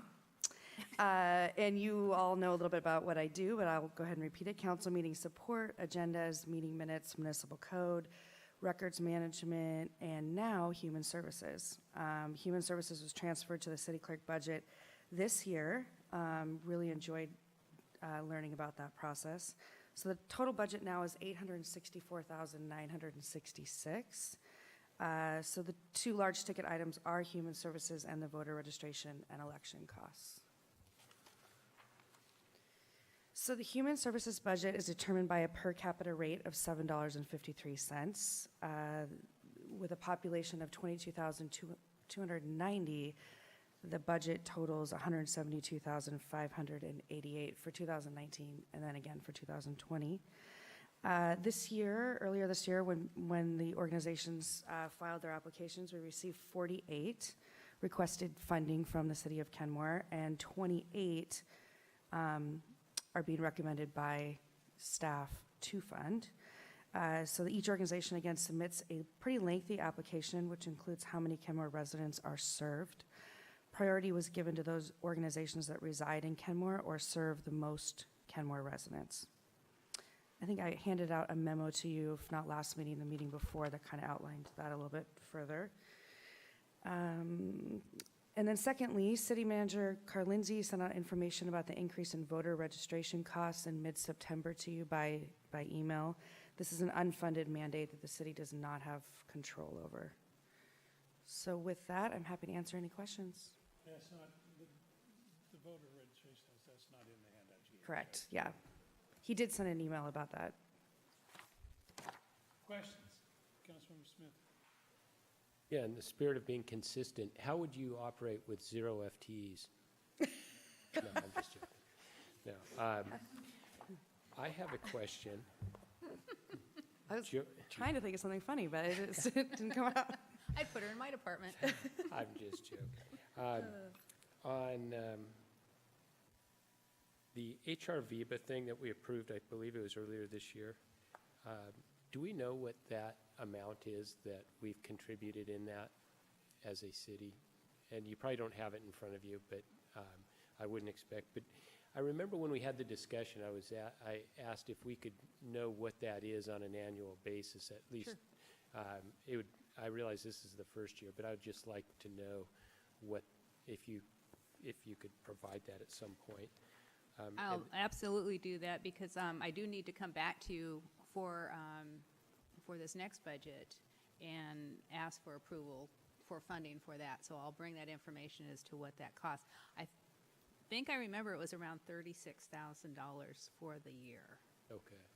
But I'll confirm that. Okay. And we'll be having a discussion about the benefits going forward. Okay, thanks. So then the only other question I had was, it says the independent salary study in 2018, which is anticipated to be complete by the end of the year. How will that impact the 2019-2020 budget?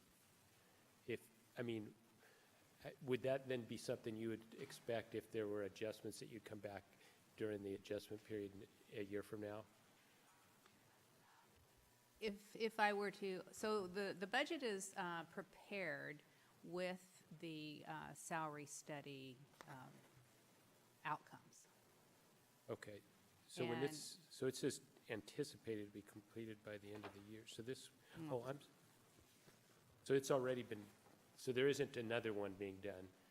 There was one done that we've just wrapped up. Okay, thank you. It wasn't done at the time I did the slide. Okay, that's what I was trying to understand. Okay. Yeah, so we've established a routine where we do a salary study every 2 years, and we time it with the biennium budget prep. Okay. So we do it on even years, and we don't do it on odd years. I just talked to a city manager at the ICMA conference, Covington. They only do a salary study once every 5 years, so.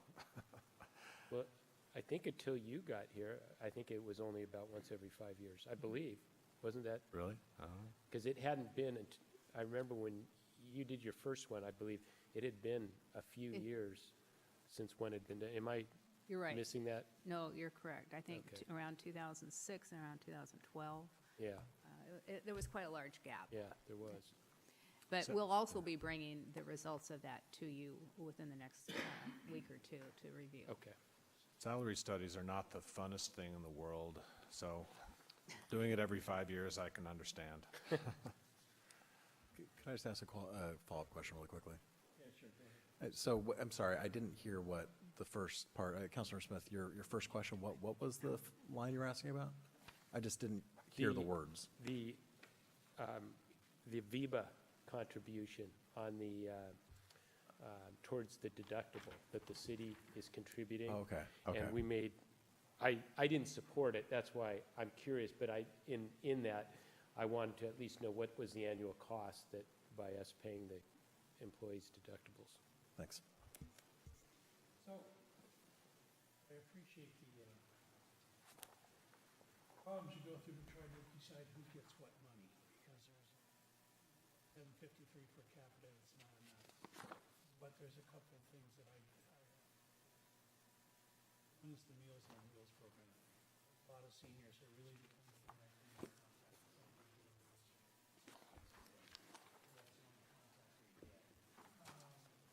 I know that United Way cut all their funding to seniors, including Meals on Wheels. I just want to make sure that the Kenmore residents on Meals on Wheels are not being affected pool of money. Our seniors are dead and whatever we need to do. The other was the milk program for our kids in schools.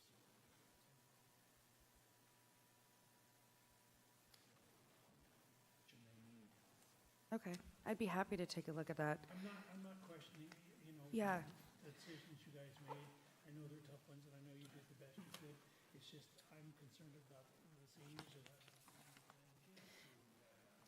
I remember the Meals on Wheels, the number was very low of how many people they serve in Kenmore, and I was actually pretty surprised, which is why you'll see that amount being recommended, but I'd be happy to just take one more look at it. Yeah. I have a question on, if nobody else I saw had their hand up. Was I out of line? I'm good, I guess, okay. No responses, favorable. So on the, on page 108, under the, where it says personal benefit, from 2019, so it's rather consistent in 2017, 2018, 2019. It's 37, 37, 39. Then it jumps to 49. So it jumps to like 25% in between 2019 and 2020. Do you know why that is?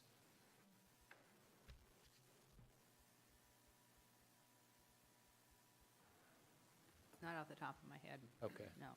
Okay. But I'll make a note of that. And we'll get back to you on that because there was a question, another question about salaries and benefits too. Okay. It's a $10,000 increase, but, so the assumptions that I used in budgeting the salary and benefits was a 3.6% salary increase for 2019 and a 3.5 for 20. And then we assumed a 4.5% increase in the medical insurance premiums for 19 and 4% for 2020. But, and we also included an increase for dental, which, as it turns out, isn't going to increase. And as it turns out, the medical insurance is not going to be 4.5, it's going to be 3.3. But I don't know why between 19 and 20 it's a big jump, so I'll take a second look at that. Maybe this is a question, sorry, for the city manager, but I was just rereading your email about the voter registration expenses. Could you just talk about those briefly? Do we have to pay X number of dollars to King County Elections for every registered voter in the city? Is that what I read? Yeah, and we don't have any say on what that amount is. We just pay what they tell us our share is. So, interesting. And it's only 50 grand. So, could we absorb it? Yes, but all those little things add up. That's what's frustrating. And the King County Council, they're the ones who adopt the budget, and they adopt those increases and spread them across to the cities. I think it'd be worth taking up with our King County Council member, just pointing that out. It's little, but it's still. He might be as unaware of it as I was until September, so. Yeah. Okay, thank you.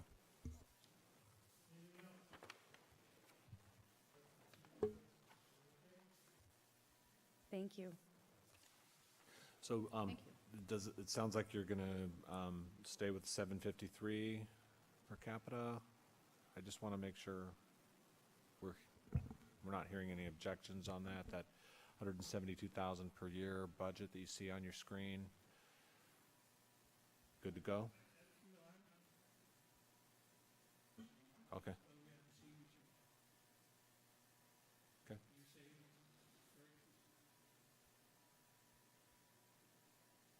In terms of the question, happy or not, we're going to have a chance to revisit this and scrutinize and suggest cuts to this or that organization later if we wished. Yeah. Oh, we're not going to approve a budget later? we're going to approve the budget. Right. But this is all we're going to cover on this section. But yeah, at some point, though, we'll be able to say, okay, we think that this ought to be reduced, or cut this or that contribution to that program, et cetera.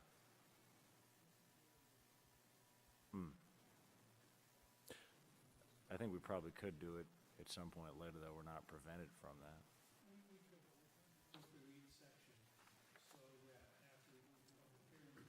Right.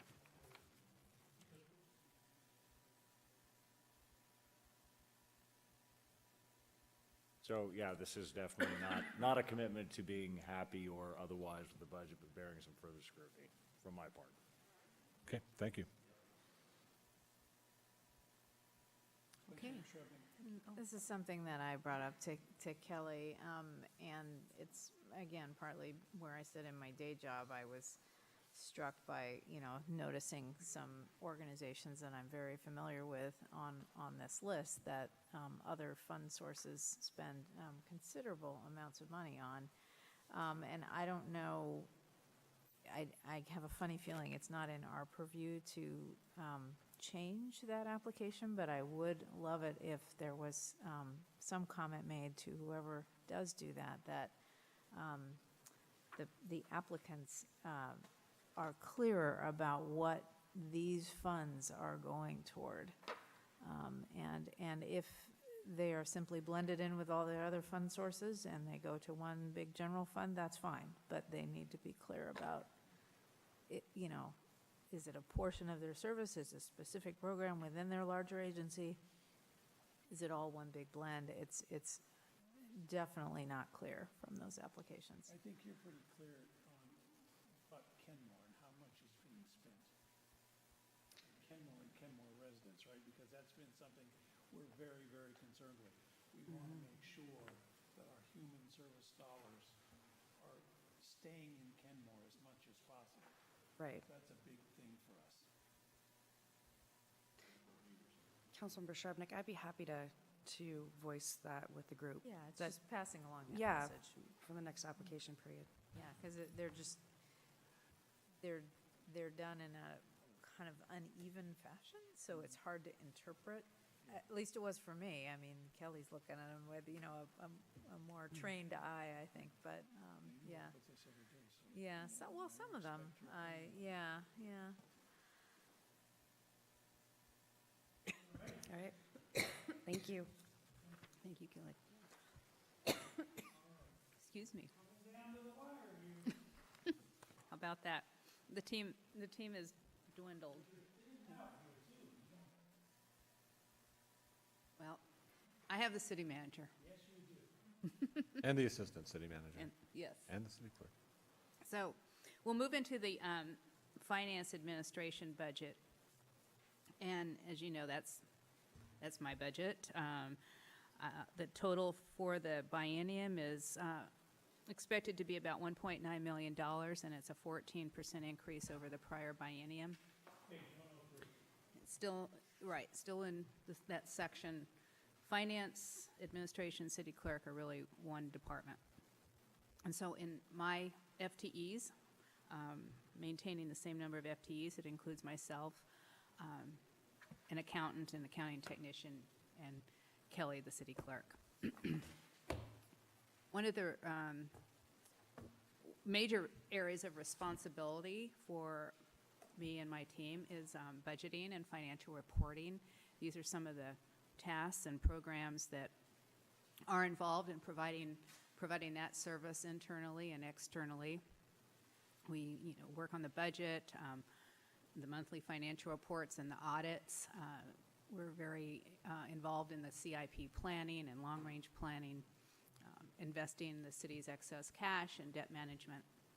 We're also responsible for human resource management, which includes preparing and managing all the recruitments, maintaining the employee benefits, including health and retirement, and working with the Employee Benefit Committee to review our benefit packages, look for ways to improve those or save some dollars or find efficiencies. We also participate in salary studies. Risk management comes under this heading, and we try to keep our personnel policies up to date and in accordance with new laws that are passed periodically. Also, information technology is included in the Finance Administration Cost Center. This includes the maintenance of the financial system, and this was our first budget prepared under the new Tyler financial management system, which had its blessings and also had its struggles and challenges in learning how to actually do it, rather than with the manual spreadsheets that we'd become so accustomed to over those many years. We also maintain all the workstations and the network and upgrade those as needed, and we're responsible for software upgrades and enhancements to those. One of the reasons for the larger than expected increase in this budget, there are three things. Liability insurance continues to grow, and it will take a big jump in 2019 and 20. Our liability and property insurance is a factor of a couple of different things. It's a result of claims, which include tort claims and personnel claims, public works types of claims. It's also based on property, and so we've added property over the years, including some new park properties and the building across the street, the hangar. So that's increased the property insurance. But worker hours is a really huge factor, and as we add FTEs and we add seasonal workers and interns, the worker hours increase. So the portion that's in this budget is increasing over the biennium by about $142,000. There are two new requests in this budget, and one is to add some funding for adding GIS capabilities. We don't have a designated staff person for GIS, although our surface water manager is GIS proficient, but he can't manage GIS for the city. We have planning needs, we have development service has needs, surface water has needs, and engineering has needs. We're starting to get more and more public record requests that ask for GIS data. We've been sending those out to a consultant to help us address those. We are way behind in that technology as far as other cities, even our size, that don't have some really good resource for handling GIS. So what we are proposing is if we can fund a level of GIS, I'm not proposing a position, but either a resource like the AWC GIS Consortium, which we used this past year on a much more limited basis, or a partnership with Bothell, who has reached out to us and said, we have a GIS team, and perhaps we can be your GIS support people. But either way, we need funds to do that. And that's 100,000 per year in GIS, right? No, it's 50,000 per year. Oh, okay, because my budget message says 100,000 per year. I'm sorry, I didn't catch that. Well, let's check, because I'm pretty sure it was 100 per year. But anyway. Okay.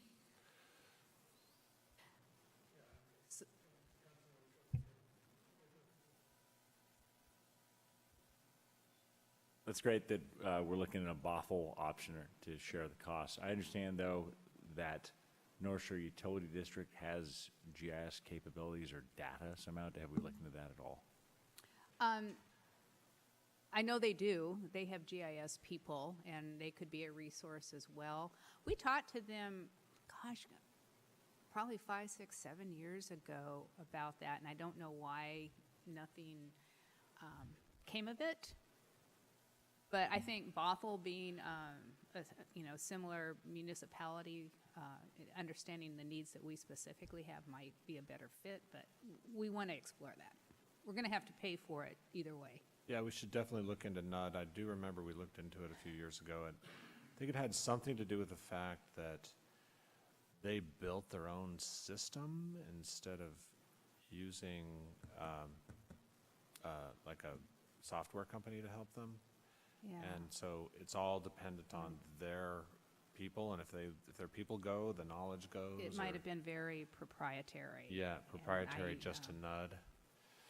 That's what my foggy memory is telling me, but we can find out. Yeah, it'd be awesome just to make sure that we, make sure we're not like missing a good opportunity, whatever it was, if there is one. Maybe there's not, as you say. Yeah, good point. Yeah, it is a proprietary system. I remember asking or learning something about it, and it wasn't, they pretty much built it in-house. And I also know that they've had some changes in their tech side of things too. So it probably isn't as, it sounds really logical, but it's probably not quite as good of a fit as Bothell would be. But anything we could do to partner would be great. And then on that, is there, I mean, do we know, like, even Lake Forest Park, do they have, I mean, maybe there's a way to partner with not even just us, but have a larger, where there's a little more leverage in negotiating. We'll look power. into it. That would be nice. Sure. We know that there are other cities out there providing this, so I wasn't specifically identifying any particular one. We need to have a kind of an in-house discussion about what exactly our needs are, what departments need it, what's the level of service that they need, and then we can go out to AWC and NUD and Lake Forest Park or Bothell and see who can give us the best bang for our buck. So, on the slide here, you mentioned the telephone system being 20 years old. City Hall is relatively new compared to that, though. Did we just migrate everything over from the post office and plug it in over here? Okay. Okay. We Good history did. to know. The concern I had, and it's remarkable to me that it has been such a good system, but we have had a couple of scary moments when the switch went out and we had no telephone service. We were able to get it fixed pretty quickly, but we're told by the tech people, this isn't going to last forever. It's not any, you can't really replace the parts that go with it. So I'm told that it won't cost a lot to switch it out because we don't have that many handsets. There aren't that many people. But I would just really hate to be responsible for one day there's no phones.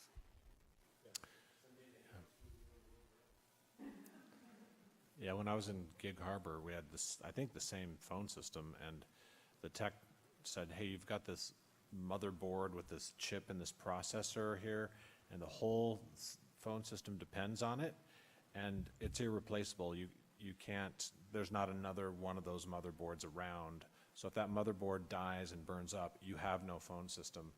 So we got a phone system the next year, a new one. But, and so I think, is it that bad with us, or? It is? That's what I've been told. Yeah. I'm not the expert, but anything that's 20 years old needs a second look. Especially, I think it's a pretty reasonable price. And we would like to then look at technology that's integrated with the network.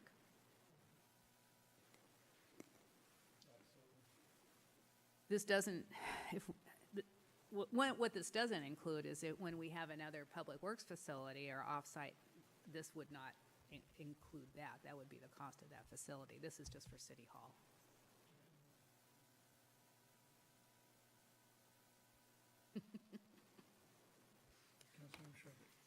On the GIS, while I appreciate the functionality of it, I mean, that's my husband's new credential, but I also appreciate what you said is, we need to figure out what the need is.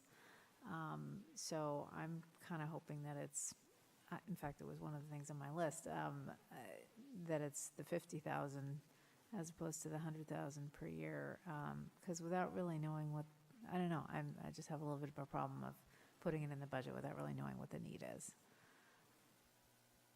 Putting it in the budget at all? Well, yeah. I can mean, tell you next because week it what sounds the- like the rationale is we're keeping up with the other cities, and it's like, well, what's the need? Oh, no, Yeah, that's not the so- rationale. Okay. That's not, I'm just surprised that we are so far behind in that area. Yeah. But every day, there's a need for GIS. We have to bring in interns during the summer to update our critical area maps. We can't keep the engineering files up to date without bringing on, short-term help. So this year, when we worked with the AWC, we bought 200 hours worth of their time, and we went through it pretty fast. And we found that we had GIS files and documents all over the network, not in any organized fashion. So they're going to help us sort of corral those, and then they helped. Like, we've received a couple of public records requests from Sound Transit for different spatial maps that they need for our area. None of us on site even knew where to find those, but we were able to have AWC find those for us and put them in a format that we could provide then to those agencies. But no, I'm just surprised that we are as behind in that. But every day there's somebody's needing GIS data. We use it for our infrastructure and surface water, and we'll be using it for our infrastructure with the streets. On page 25 of the budget, in the city manager budget message, I attempt to make the case for GIS, so I spend a page on it, talking about the need. If you need additional information above and beyond that, let us know, and we'd be happy to provide it. That's right.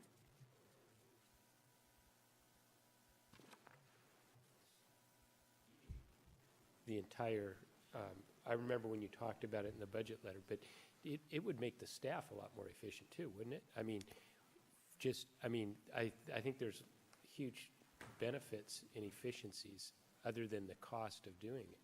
Well, there's, just like with anything that you put off because you don't have the personnel to do it or the money to do it, when it becomes, you have to do it, then you have to backtrack and gather information from maybe 2 or 3 years ago and bring it forward, it's inefficient.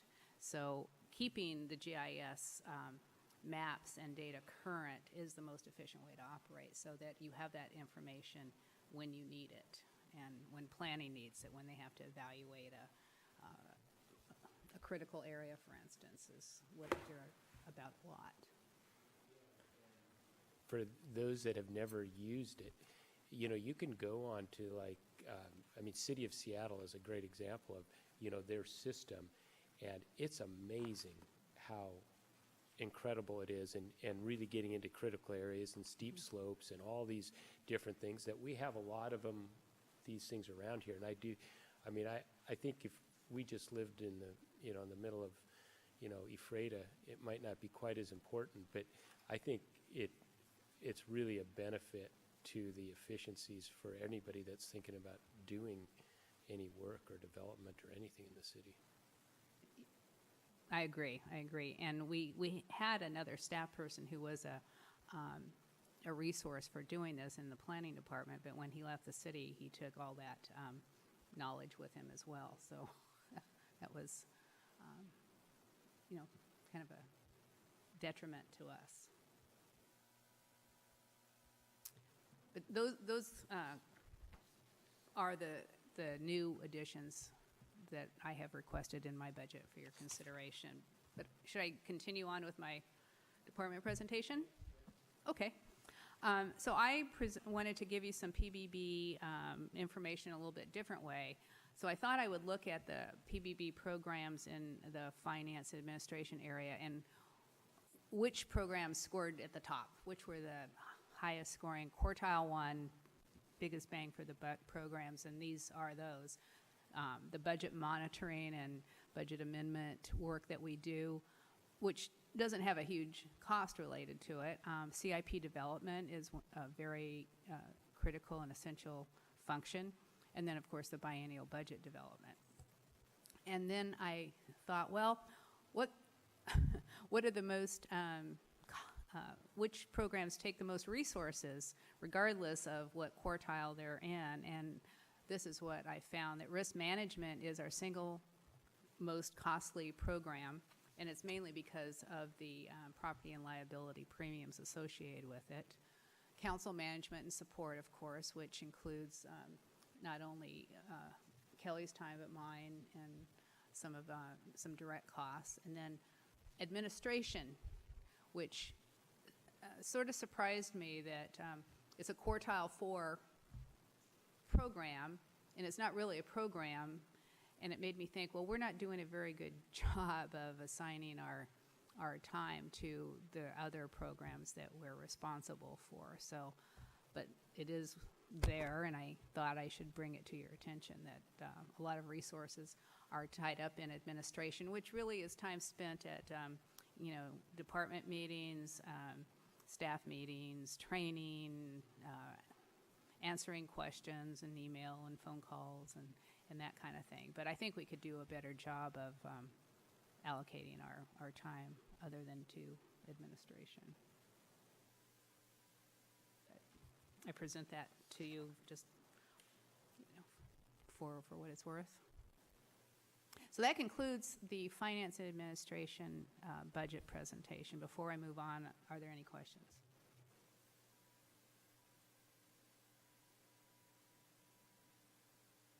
I'll forge ahead then. The last department in the general fund is the non-department. And if you recall, this used to be a catch-all for many, many different cost items, but now we just use non-department to capture two things. What transfers are we making from the general fund to any other fund? And it also accounts for the fund balance. So in 2019 and 20, we have budgeted to transfer the $1.1 million to the street fund, which represents the franchise fees on the water sewer utilities that we spoke about earlier as our revenue to the street fund.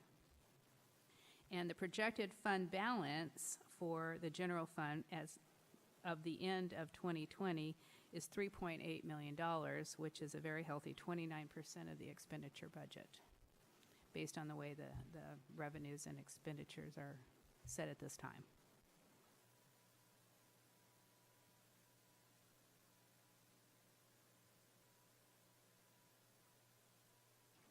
So since we've gotten to the end of the general fund, are there any other questions that you would like to ask about the general fund revenues and expenses, or follow-up items that I can bring back to you even perhaps tomorrow night? Well, two things. One, I expressed in an email is the quartile 4, what leaped out was the admin, and it just said admin, and it, total was quite large. So just any additional understanding of that. And then the other is I'm not sure where the rec coordinator concept goes, and I know Rob's done a bit of work on that since we last Yeah, spoke. this would probably be So, the different best budget. time to Oh, talk this would about be- that. oh, okay, Right, okay. because it would likely be part of the general fund discussion. Yeah, since we last talked about it in the city manager budget message and in the city manager's office, Councilmember Shrebnick has also asked me to explore the idea of a part-time rec coordinator. So rather than a full-time at nearly $100,000 a year, a part-time coordinator in the range of $45,000, $50,000 a year instead. So There. Thank on you your very much. screen, and also as a handout for you, is what would that look like? What would a part-time or half-time rec coordinator look like?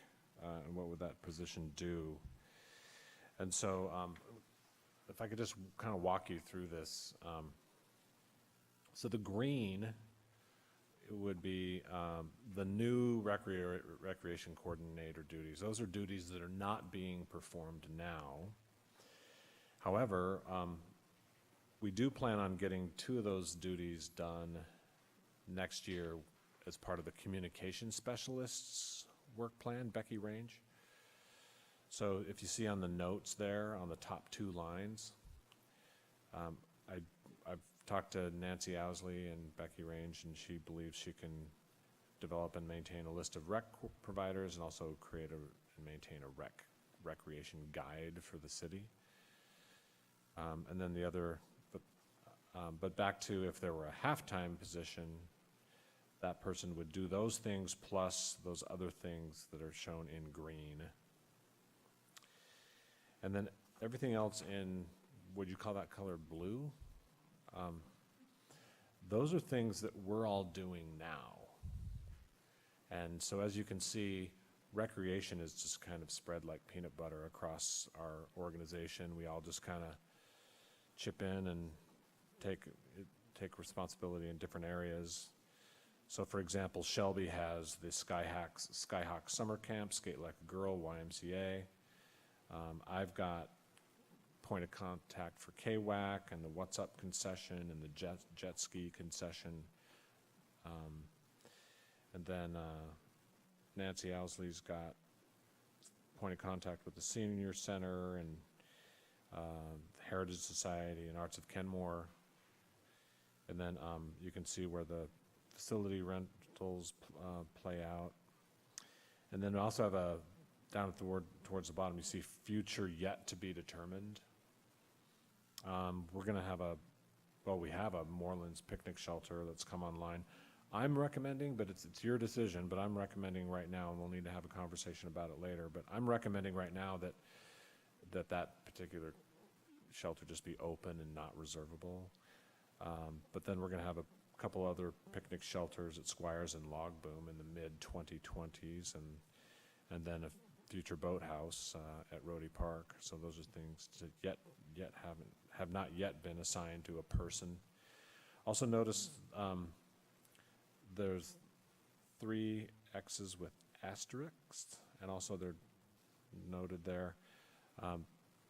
We believe that if we brought on a half-time rec coordinator, those 3 X's with the asterisks could be absorbed by the new rec coordinator position.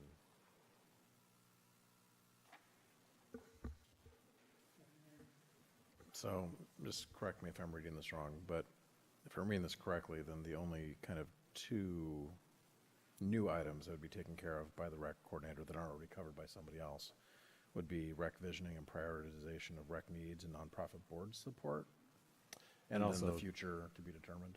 And then also help develop new recreation programs. Oh, right. Yep. Yeah, those 3 X's. And then what exactly are you envisioning with nonprofit board support, and is that something that other cities do with nonprofits in their cities? So because we rely so heavily on other organizations to provide recreation, they may need some hand-holding it from time to time, and really in particular, the KWAC is the one that comes to mind. So, Councilmember Srebnick, I don't know if you want to elaborate on that at all.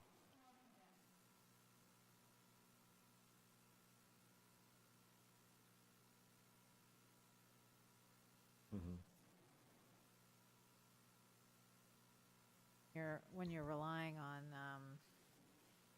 volunteers to do your programming, they sometimes need support. I mean, we're basically saying, as a city, we don't provide recreational programming. Not all cities do. Smaller ones typically don't, and so that's a decision. But in the absence of that, providing some support is not unreasonable.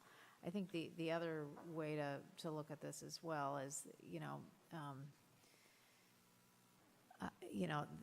there's somewhat of a mix and match. So, there's some things that are asterisks that could be offloaded.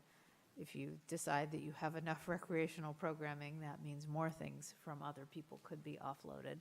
So, the point is that these tasks are distributed around various staff. They're not coordinated. There's certain costs with that. So as I've said, sort of like GIS, we're, substantially behind, so to speak, other cities in our front-facing recreational coordinate, development. We have nothing visible, even though there are some things that are happening, and no coordinated response, no kind of thoughtfulness about how to have recreation in our city. It's sort of whoever approaches the city just sort of happens organically, which, you know, so far has kind of sort of been okay. But, you know, it's not it'd be hard pressed to call it a program or a system. And, you know, all the other cities of our size at least have some articulation of, you know, what their system of recreational programs is.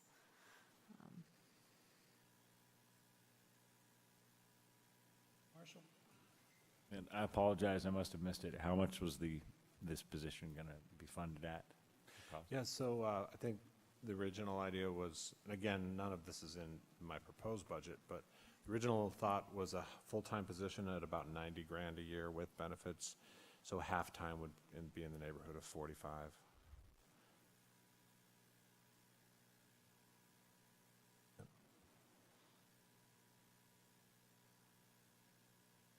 Councilmember Shrubnik? I mean, I don't know what to say. I mean, this was my proposal. I realize this is a tough budget discussion, so I fully get that, which makes it hard to even propose it. But I do, you know, feel like it's another one of those things that's forward-facing to people who come, look at our city, think about being here. You know, it's sort of like, you know, right away maintenance. You know, it's kind of like one of those things. It's like, what do we have going here? You know, one of our big strengths is around special events, and people know about us for that. You know, so I don't know whether we kind of trade up and say, well, we have that, but not rec. You know, but you know, it'd be nice to have kind of a little bit more infrastructure around rec, just to kind of pull the pieces together.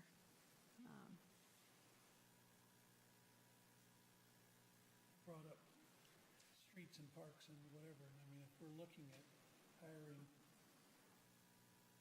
4 parks, or 4 maintenance people instead of 5,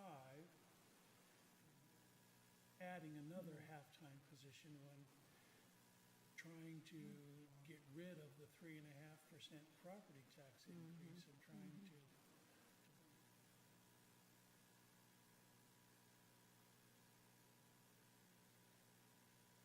And just, I think you all know this, but Councilmember Shrubnik is not proposing that we get into the rec business or that we change the model. Right. So where we're directly providing recreation programs, she just wants us it to be better coordinated and better run. Publicize too, where that coordinating piece. Is there, now the website's being up, there's some updates on that. Is there any efficiencies that could be gained through some consolidation somehow on what's on the website?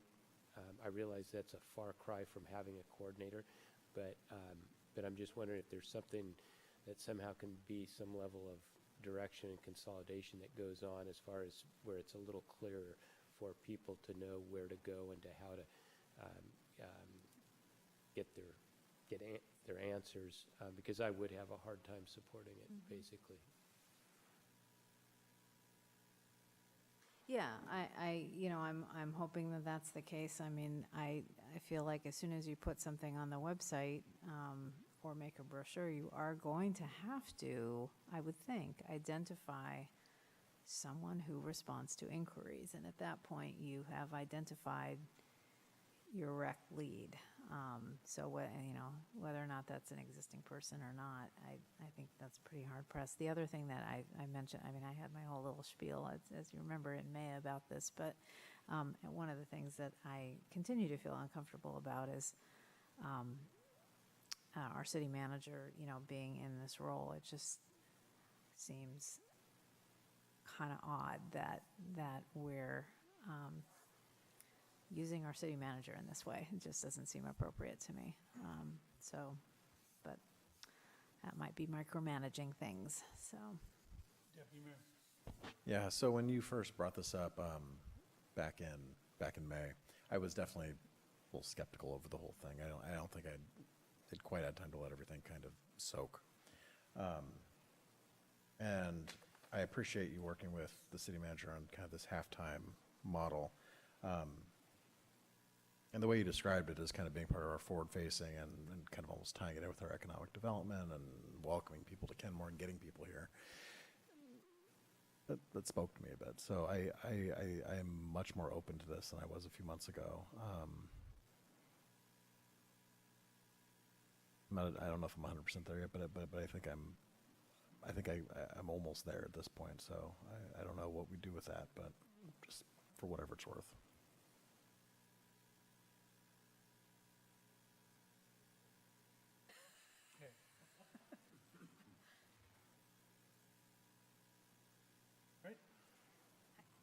Yeah, I mean, I don't know how these discussions go. Well, I mean, if you want to propose this, make a motion. But whether to include this into the budget. Yeah, I mean, what I would ideally like is to kind of see how far we get with the website and the decisions around that. But, you know, if we were in more flush times, I would definitely make the motion. Yeah. I don't feel like we have the support at this point, but, although I am getting a different eye signals here, so I will go ahead and make the motion. I move that we incorporate into this next round of budgeting the halftime rec coordinator for the reasons that we discussed. I'll second. Moved and seconded.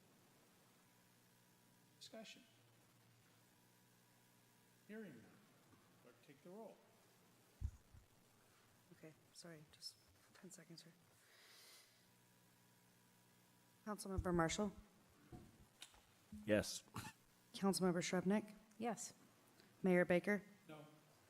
Deputy Mayor Herbig, Yes. Councilmember Smith. No. 3-2 passed. So I'm just curious, how do we rectify that?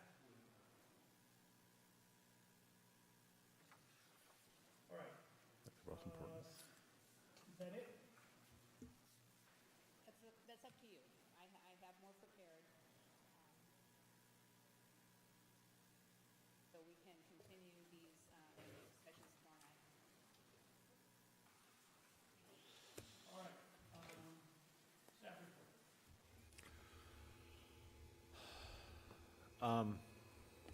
Oh, Nancy Owsley has something special for you tonight. Nancy. Thing that we had about how competitive is Kenmore, what do we have going for us, and then also an updated land capacity, commercial land capacity analysis. That report was partially funded by the Port of Seattle Economic Development Grant Program. So happy to present this to you, and thank you for your support. We're going to be doing presentation to the entire staff because, as you know, we all play a role in economic development. So really want everyone in the organization to see themselves in these strategies and recommendations. So thank you. Yeah, and similarly on those lines, Gallatin, our public affairs firm that we use, got us interviews today with a couple of reporters. One is Mark Stiles with Puget Sound Business Journal, and we spent about an hour with Mark Stiles on the phone today talking about this plan and what it means and what we have going as far as economic development goes in the city. So that was a really great conversation. I don't think he's going to write an article about us in the next month or two, but he's definitely going to keep us in his back pocket. And then also we had an hour-long conversation with the publisher with the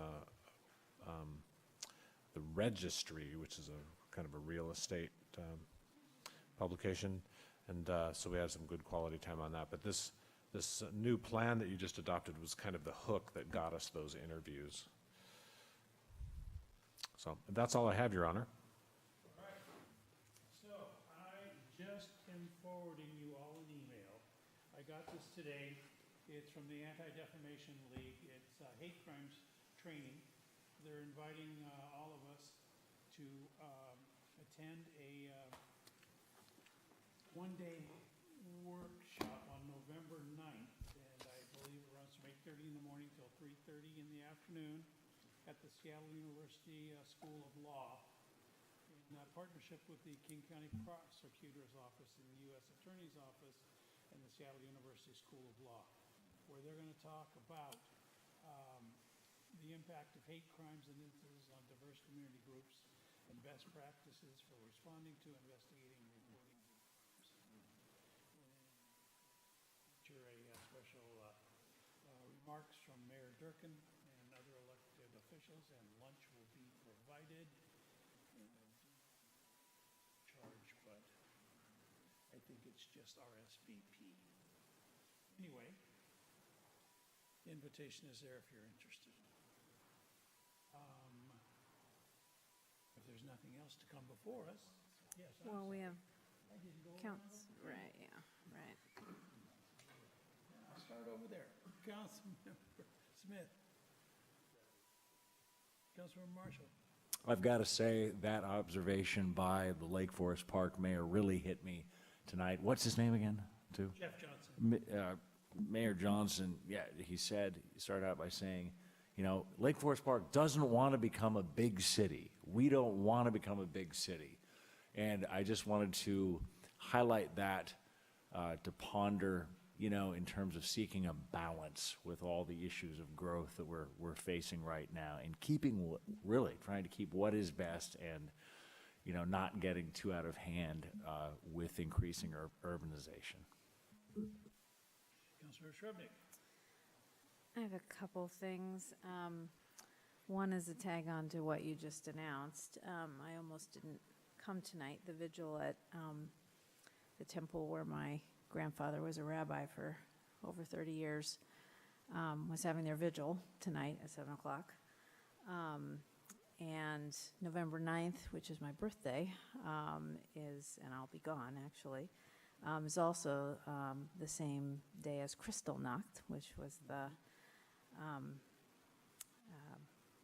killing of, it's called the Night of Broken Glass. It's the one of the major pogroms against the Jews in 1938. Yes, during part of World War II. So that was one. So it's a difficult time. But the other thing, totally unrelated to that, is I would like us to take a position as a council on the, it's hard to shift gears, the Route 234. I don't know how we do that. I think in the past when I was suggesting something like this, I actually wrote the little letter, but I feel like I'm putting work on staff.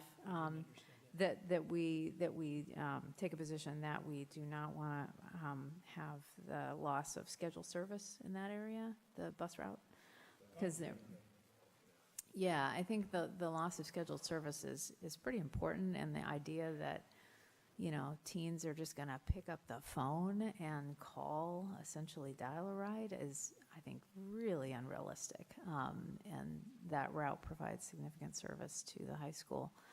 I guess I'd like to put our voices together for a statement that we would support continuing some method of scheduled service to that area. That's easy to do. Yeah. Anybody object to staff drafting a letter to Metro and in favor of keeping that And service? it's up to between Arrowhead and Inglemoor, correct? Yes. Right? But this doesn't mean that we're saying don't do what you're going to do and extend it further south as well, right?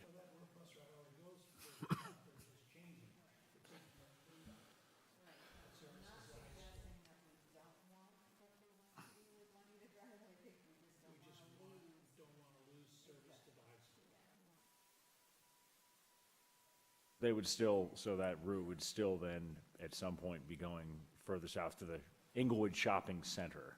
And we wouldn't oppose that? Okay.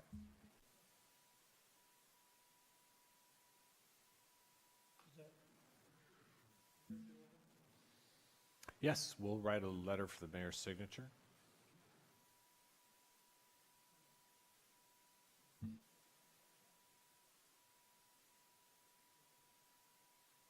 And Your Honor, can I go out of order? Just, I apologize real quickly and thank Councilmember Strobing for being here tonight in these circumstances.